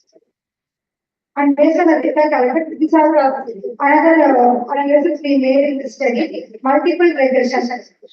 Multiple regression is the statistical procedure to predict the value of a discrete variable from collection of predicted variables. Here, the multiple regression. In this study, the multiple regression. Through multiple regressions, we found that export challenges have the strongest positive impact on MSME export performance. The correlation analysis. The correlation analysis expresses the strongest relationships between two variables. In the studies from the correlation analysis, we have found that export challenges show the highest positive correlations with the export performance. 1B and above. This 1B and above is used to test null hypothesis. From the study, we have found that larger export unit perceive supply and demand factors differently from small aggregates.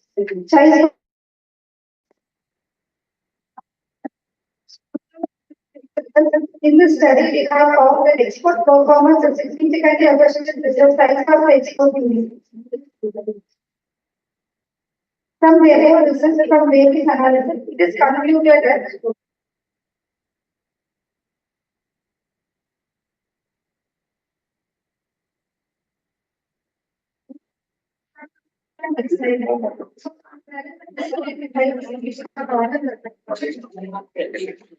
an export challenge that significantly impact outcomes, strengthen the need for targeted solution, holistic approach, integrated market demand, since supply factor institutional support is needed for the group. With the focus strategy, our focus strategy, MSME can enhance the global competitiveness, building sustainable economic development in this region. Based on the study, we recommend that based awareness of the government export promotion scheme and support mechanism of MSME exporters, both exporting MSME and non-exporting MSMEs. And they developed initiatives to identify and mitigate common export-related challenges faced by MSME. By addressing these two challenges, we can make supply MSME involved in more in export. Which can reduce country's economy, growing country's economy.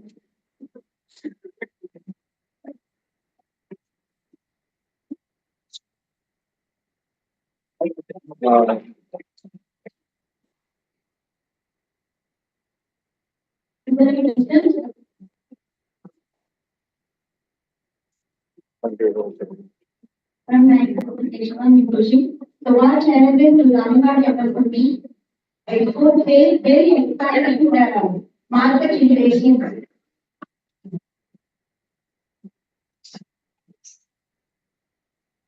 Main challenges for the financial challenges are uncertainty and the environmental challenges also.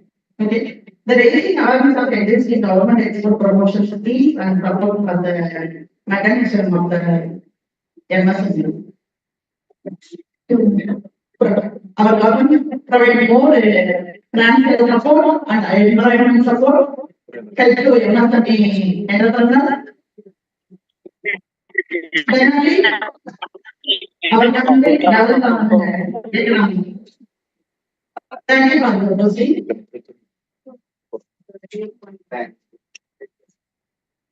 Okay.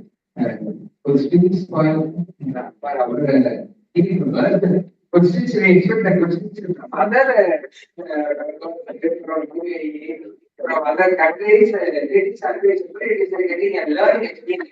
Not for questions from our faculty members, our institute members, our team members is not here. Anybody question from that side? Question that's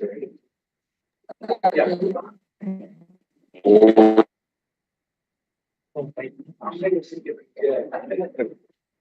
Good morning, ma'am.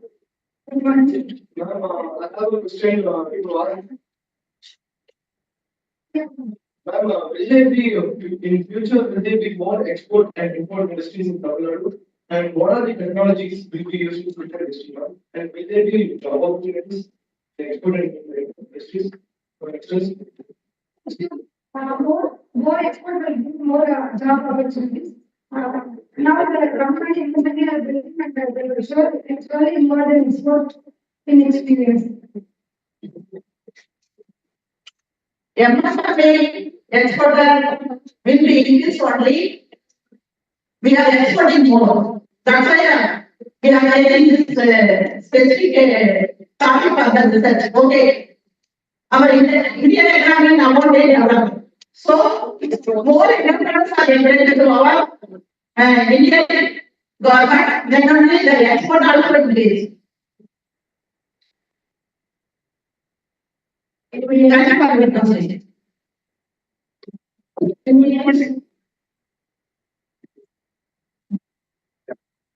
Thank you. Next. Your big round of applause.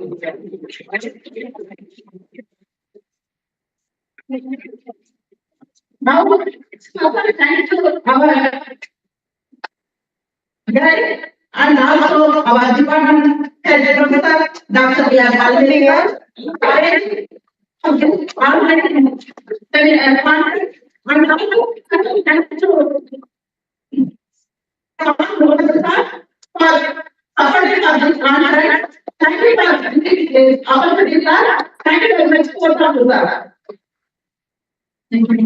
Thank you all the participants. Next, I would like to invite Mr. Sunil Bhagwan, PhD Research Scholar, Department of Management Studies, Vijay University. The topic is Women Entrepreneurship in Tamil Nadu, the economic and social impact of restricted areas to trade.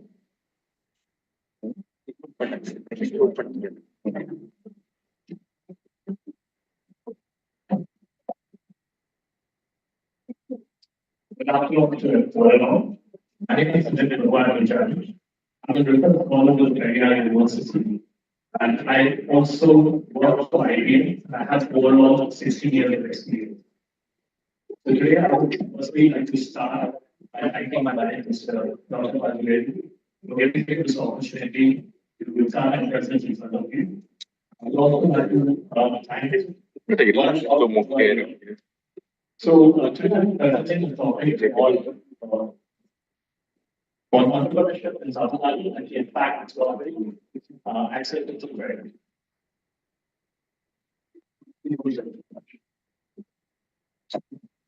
So Tamil Nadu is home to over 1.1 million.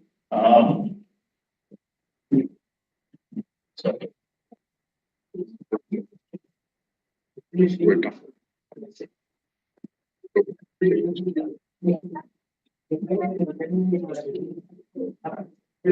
So Tamil Nadu is home to over 1.1 million businesses currently and also growing in the sector like food processing and retail.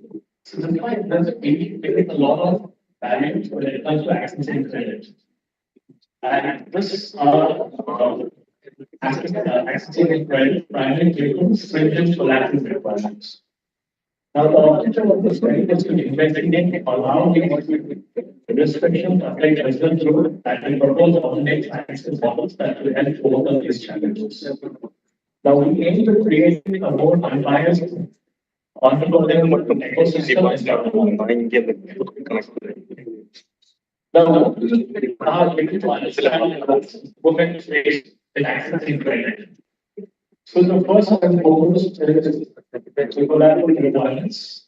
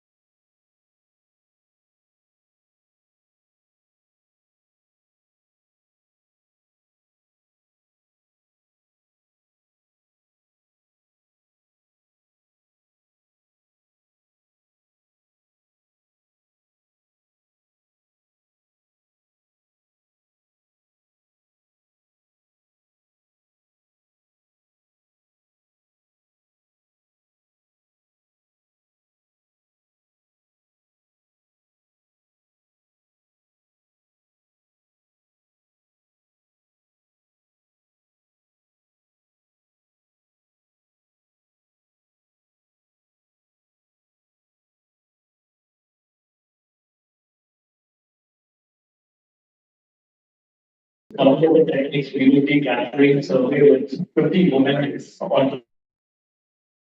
this Tamil. The aim is to identify gender bias and how many women face issues with collateral and access to credit. On the other side, we will be conducting interviews with around 40 women entrepreneurs and then representatives from financial institutions. This interview will provide us personal stories, cultural challenges, and often potential solutions like microfinance.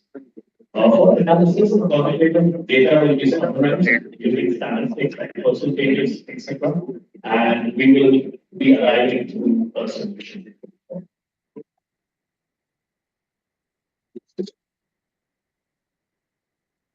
Now, this finding and survey is we given to ourselves. So, when we understand that 7% of women face collateral issues in Tamil Nadu, so then heavy demands on informal services which flows business growth and organization. Microfinance and government schemes, they are effective but need better implementation and awareness. The impact. So there's limited access to credit in this economic expansion, which is basically.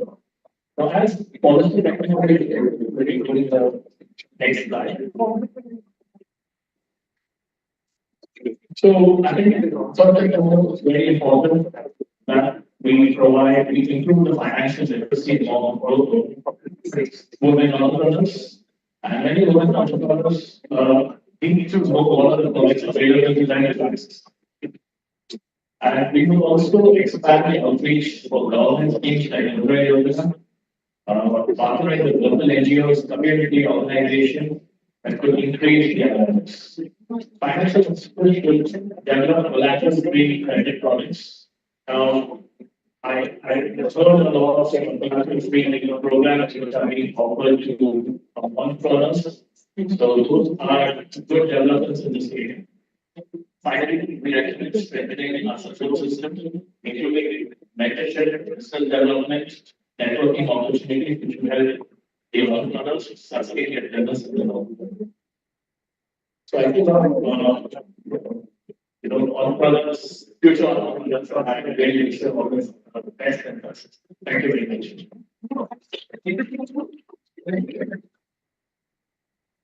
Any questions? Any questions from the audience? Any questions?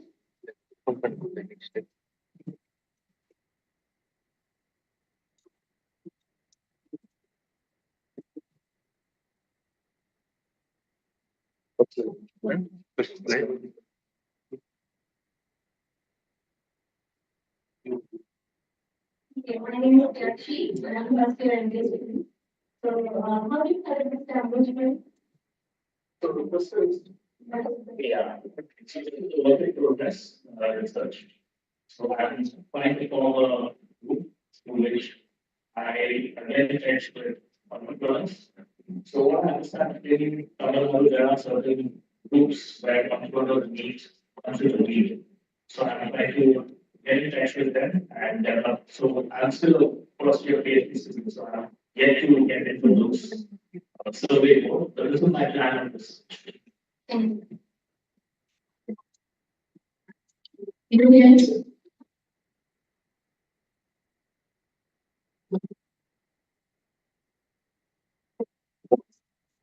you please tell us some of the themes that was introduced by the government of Tamil Nadu for the women Still doing a lot of research on that. So Mudra Yojana is one which I've been coming across lately. Like as Sir mentioned, there is a lot of collateral free loans which are being given.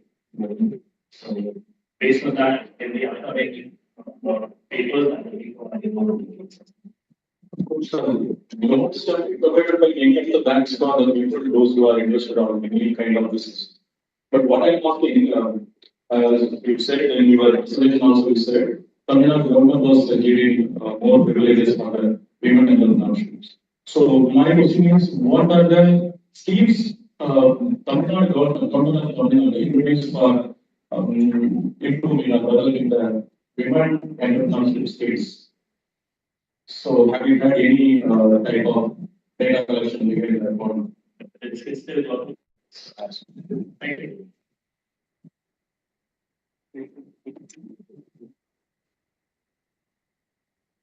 Any other questions?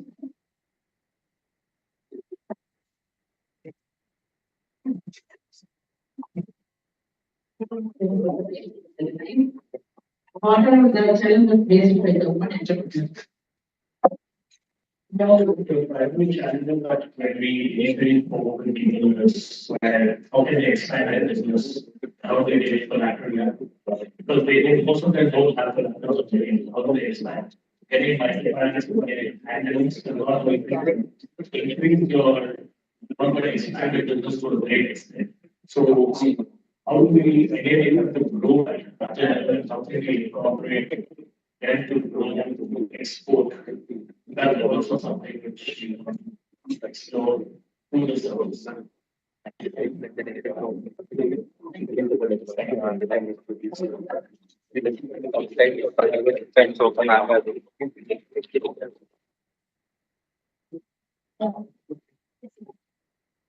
Next, I'd like to invite Dr. M. Anuselvi, Assistant Professor for Modern HOD, Architecture and Science College, Professional. The type of committee is one of the factors influencing artificial intelligence among students in higher education, administration, reference to Krishna discipline.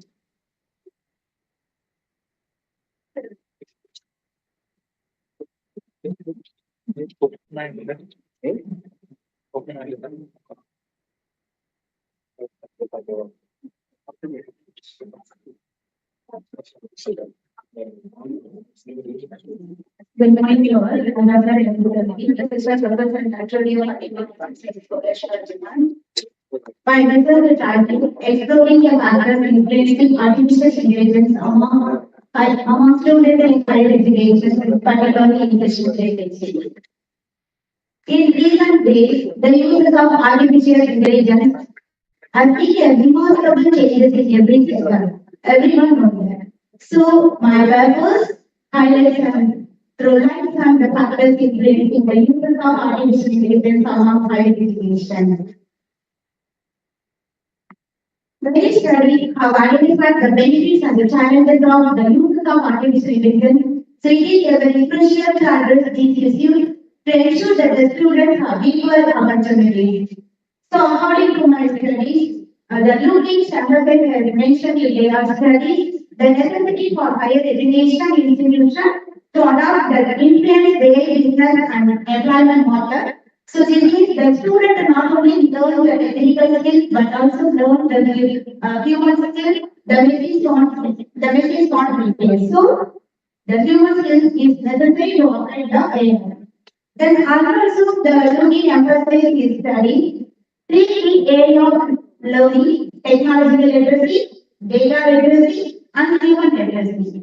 Technology literacy is how understanding how we can use the machine, and data literacy means knowing how to use the data from machine, and human literacy means the skills required, that is ethics and challenges, and that is a teamwork. So these skills is very essential to effective working with artificial intelligence.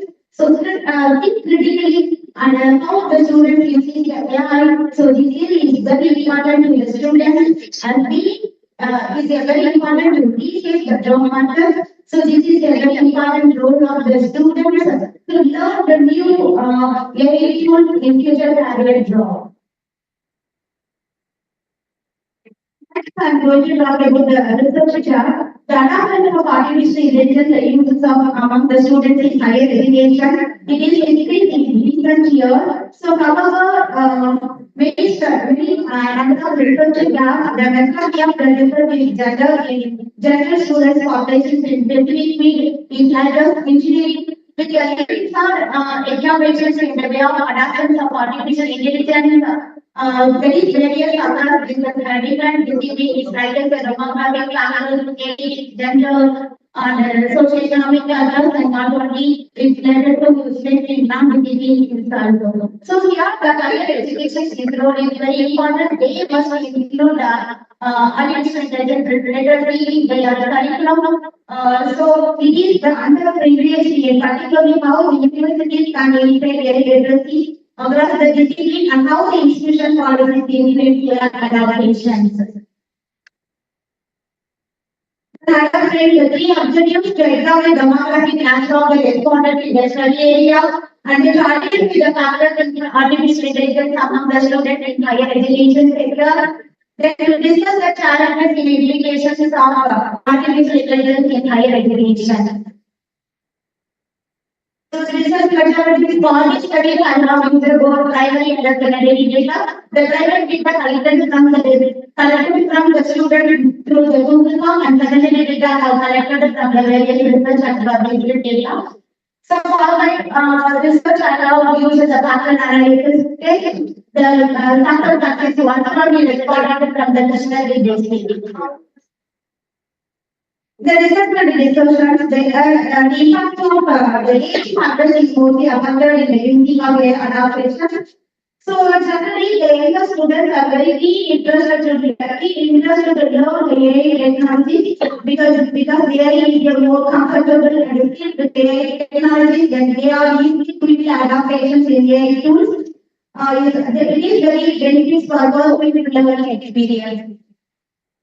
As I referred in comparison to the female student, the male student is more comfortable to learn the AI technologies and how to find out what result using the pattern analysis.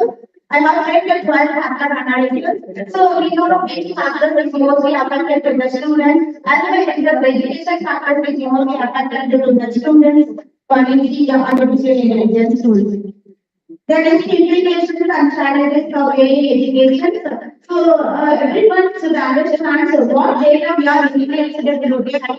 That only difference we are getting the data. So what we need to do, we have to input the data is very clearly. Then suppose if we are making an application, we are getting a different information wrong. So what we have to before that we input the input information is very clearly mentioned that is very necessary.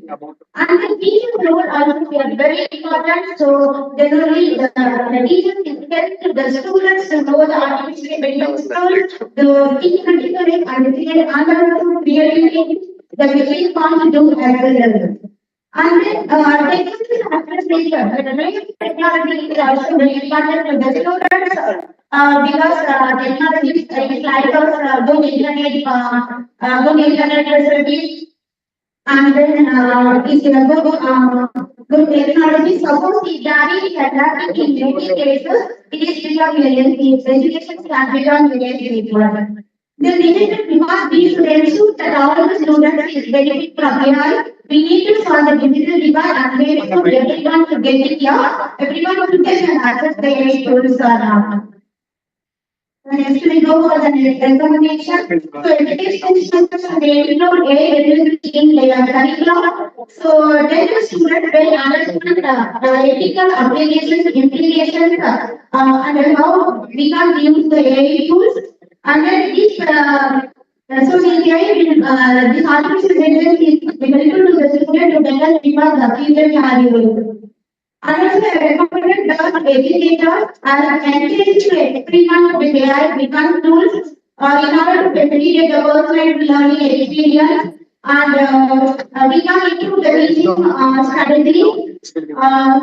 That whatever we need to any purpose, we can utilize it very easily. So, I also thinking of the professional development program for students as well as the staff. Next, we come to the conclusion stage. The capacity of artificial intelligence to analyze teaching methods, identify administrative tasks, and it will provide an adaptability talent. So the students, teachers, and colleagues to also understand how they affect the teaching learning continuously improve their method. The college needs to make sure that all the students is getting their benefits. So we are to these factors, we can make education more inclusive for everyone. Thank you.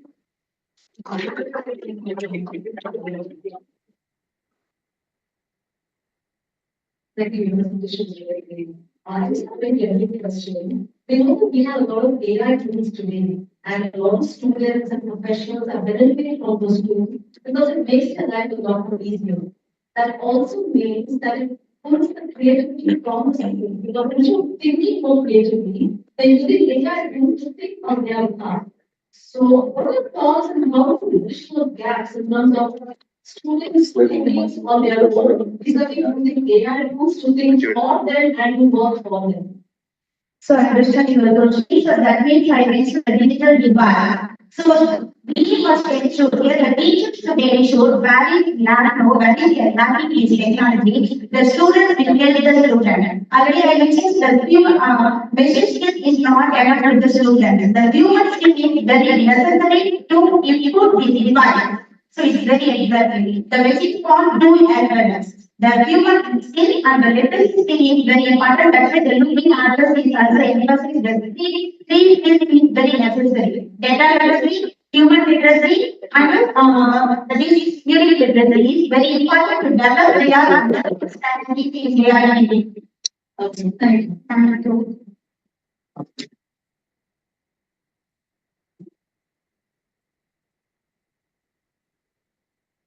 My question is, what challenges or value do students in higher education face or face when they are learning AI concepts, especially in a city university like When we are using these AI tools, we facing there is some challenges and advantages. So what we can do, the challenges means suppose if we are having AI learning these tools, what we can do, the education institution include the AI literacy in their curriculum. So generally the students, I want to mention the what is the competence department only belongs to the AI program. So not only in northern India. So the education institutions include the AI literacy in their all over the field. So the risk means again I mentioned how we put the data into the AI. Then after that, suppose you are mistakenly you are input the data means it is not providing data panel. So based on the data, okay, generally artificial intelligence is working. The data is wrong. It also given a wrong result only. So these problems and challenges we are facing. So before that, we should ensure whether we are given a data is correct or not. This was our next one. My question is, if AI is a clear to the picture, then what is the role of research and education institutions? Agree, sir. So AI tool is not enough to getting a success each and every field. So which is the help of the student, which is the help of the teacher, they can make everything. These are not business qualifications, ma'am. They are related knowledge. Whatever tools if you are ready without the teacher support, you can't do it. You can't do anything. Whatever the things are here, no, you know, you teacher support, you can't do anything. Okay, we only make it, no, they can't make everything. You only give it, they only make everything. I just want to know one of the advantage, what I think that AI is really where there are many job opportunities. So how does it come with this challenge? It recently only AI developing in every area.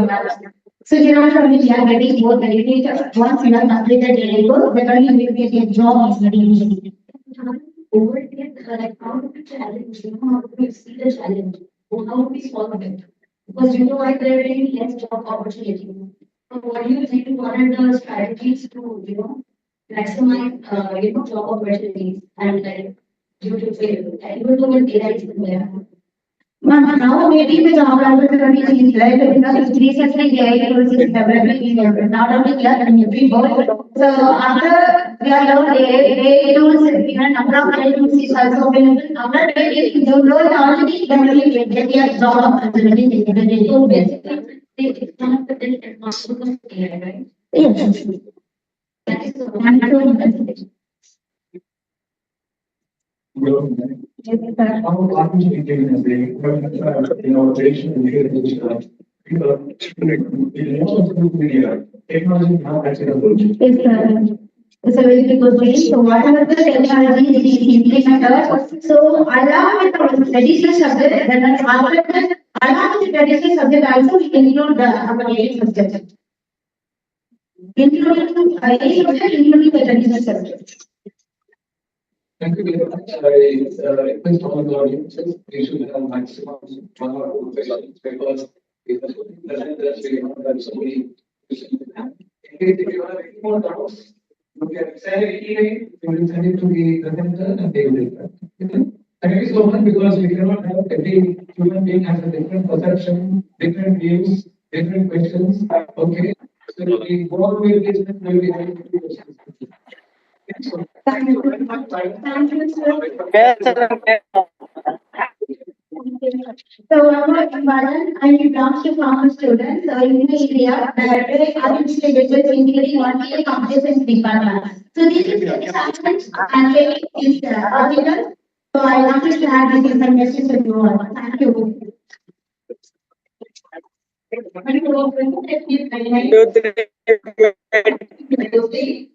General information for AI. Now AI is improved so human being is great, no? AI, whenever the AI is improved for everything will also and the identity will also very tough for in future. Okay. Environment is very tough in future. Okay. So that don't calculate properly.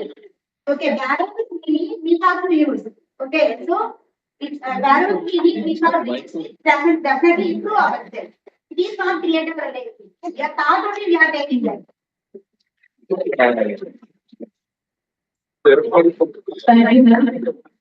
Next, I would like to invite Ms. Josna, please. Associate Professor, Department of Management Studies, Maharani Lakshmi Amity College for Women, Bangalore.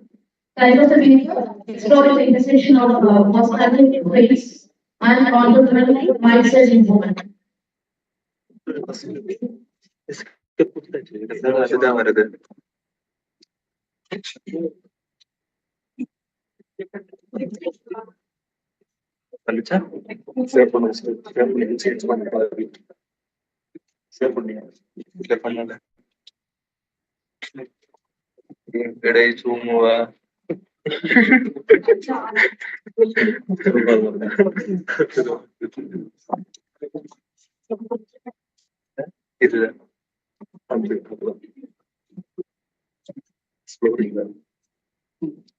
Very good afternoon to everyone here. And it's not my associate professor, Department of Management Studies, Maharani Lakshmi Amity College for Women, Bangalore. I am doing my PhD almost on the government operation with culinary research. And I take this opportunity to present parts of my paper, which does not contain any research content as such. Of my study. The title of my paper today is Exploring the Intersection of Personality Traits on Entrepreneurial Mindsets of Women. So my area of study is women entrepreneurs in diversity. I would like to understand what is the importance of entrepreneurship for women. Entrepreneurship as such gives a lot of economic empowerment. It empowers women financially, providing them a deep control over their economic and income security. And in the growing years, we've seen a lot of women who are barriers to starting their own businesses. Our traditional gender roles creating opportunities for themselves and other women in the country. So it has led to a lot of innovation and creativity, where women entrepreneurs have brought out very nice, unique perspectives and innovative ideas to the marketplace, as well as a lot of economic growth and societal progress. We have seen many women entrepreneurs as well as men entrepreneurs have created a lot of innovation in entrepreneurship. We have a lot of things which is made our lives easy. Today we have this condition from Kerala as a modern training battle. I think as management students we know this study. So it has made most of our lives easy where we do not have to wait for 24 hours in the website and the So this is one innovation and creativity. We have Arati Gupta, who has come out with online open called Extropedia, which again brings in a lot of awareness about female hygiene and health among women. So these are a few examples of innovative and creative ideas which has made entrepreneurship easier and it's brought in a lot of social impact. Many women entrepreneurs, even though they do not see them setting up businesses maybe in the organized sector, even in the unorganized sector, we have a lot of women entrepreneurs who are starting businesses from their houses, from their homes. We have cloud kitchens, which is very popular in Bangalore. We have home bakers.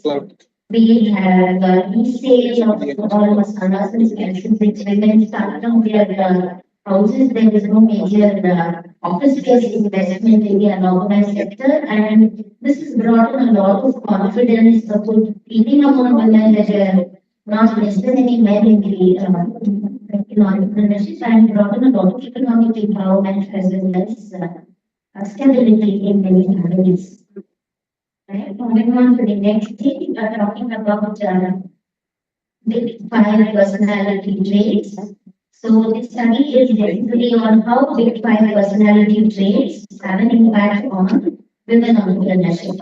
So the traits what all us in our ourselves explore how practical implications it has on women entrepreneurs. So let's see personality traits. Yeah, so we have these big 5 personality traits: neuroticism, extraversion, openness, agreeableness, and conciseness.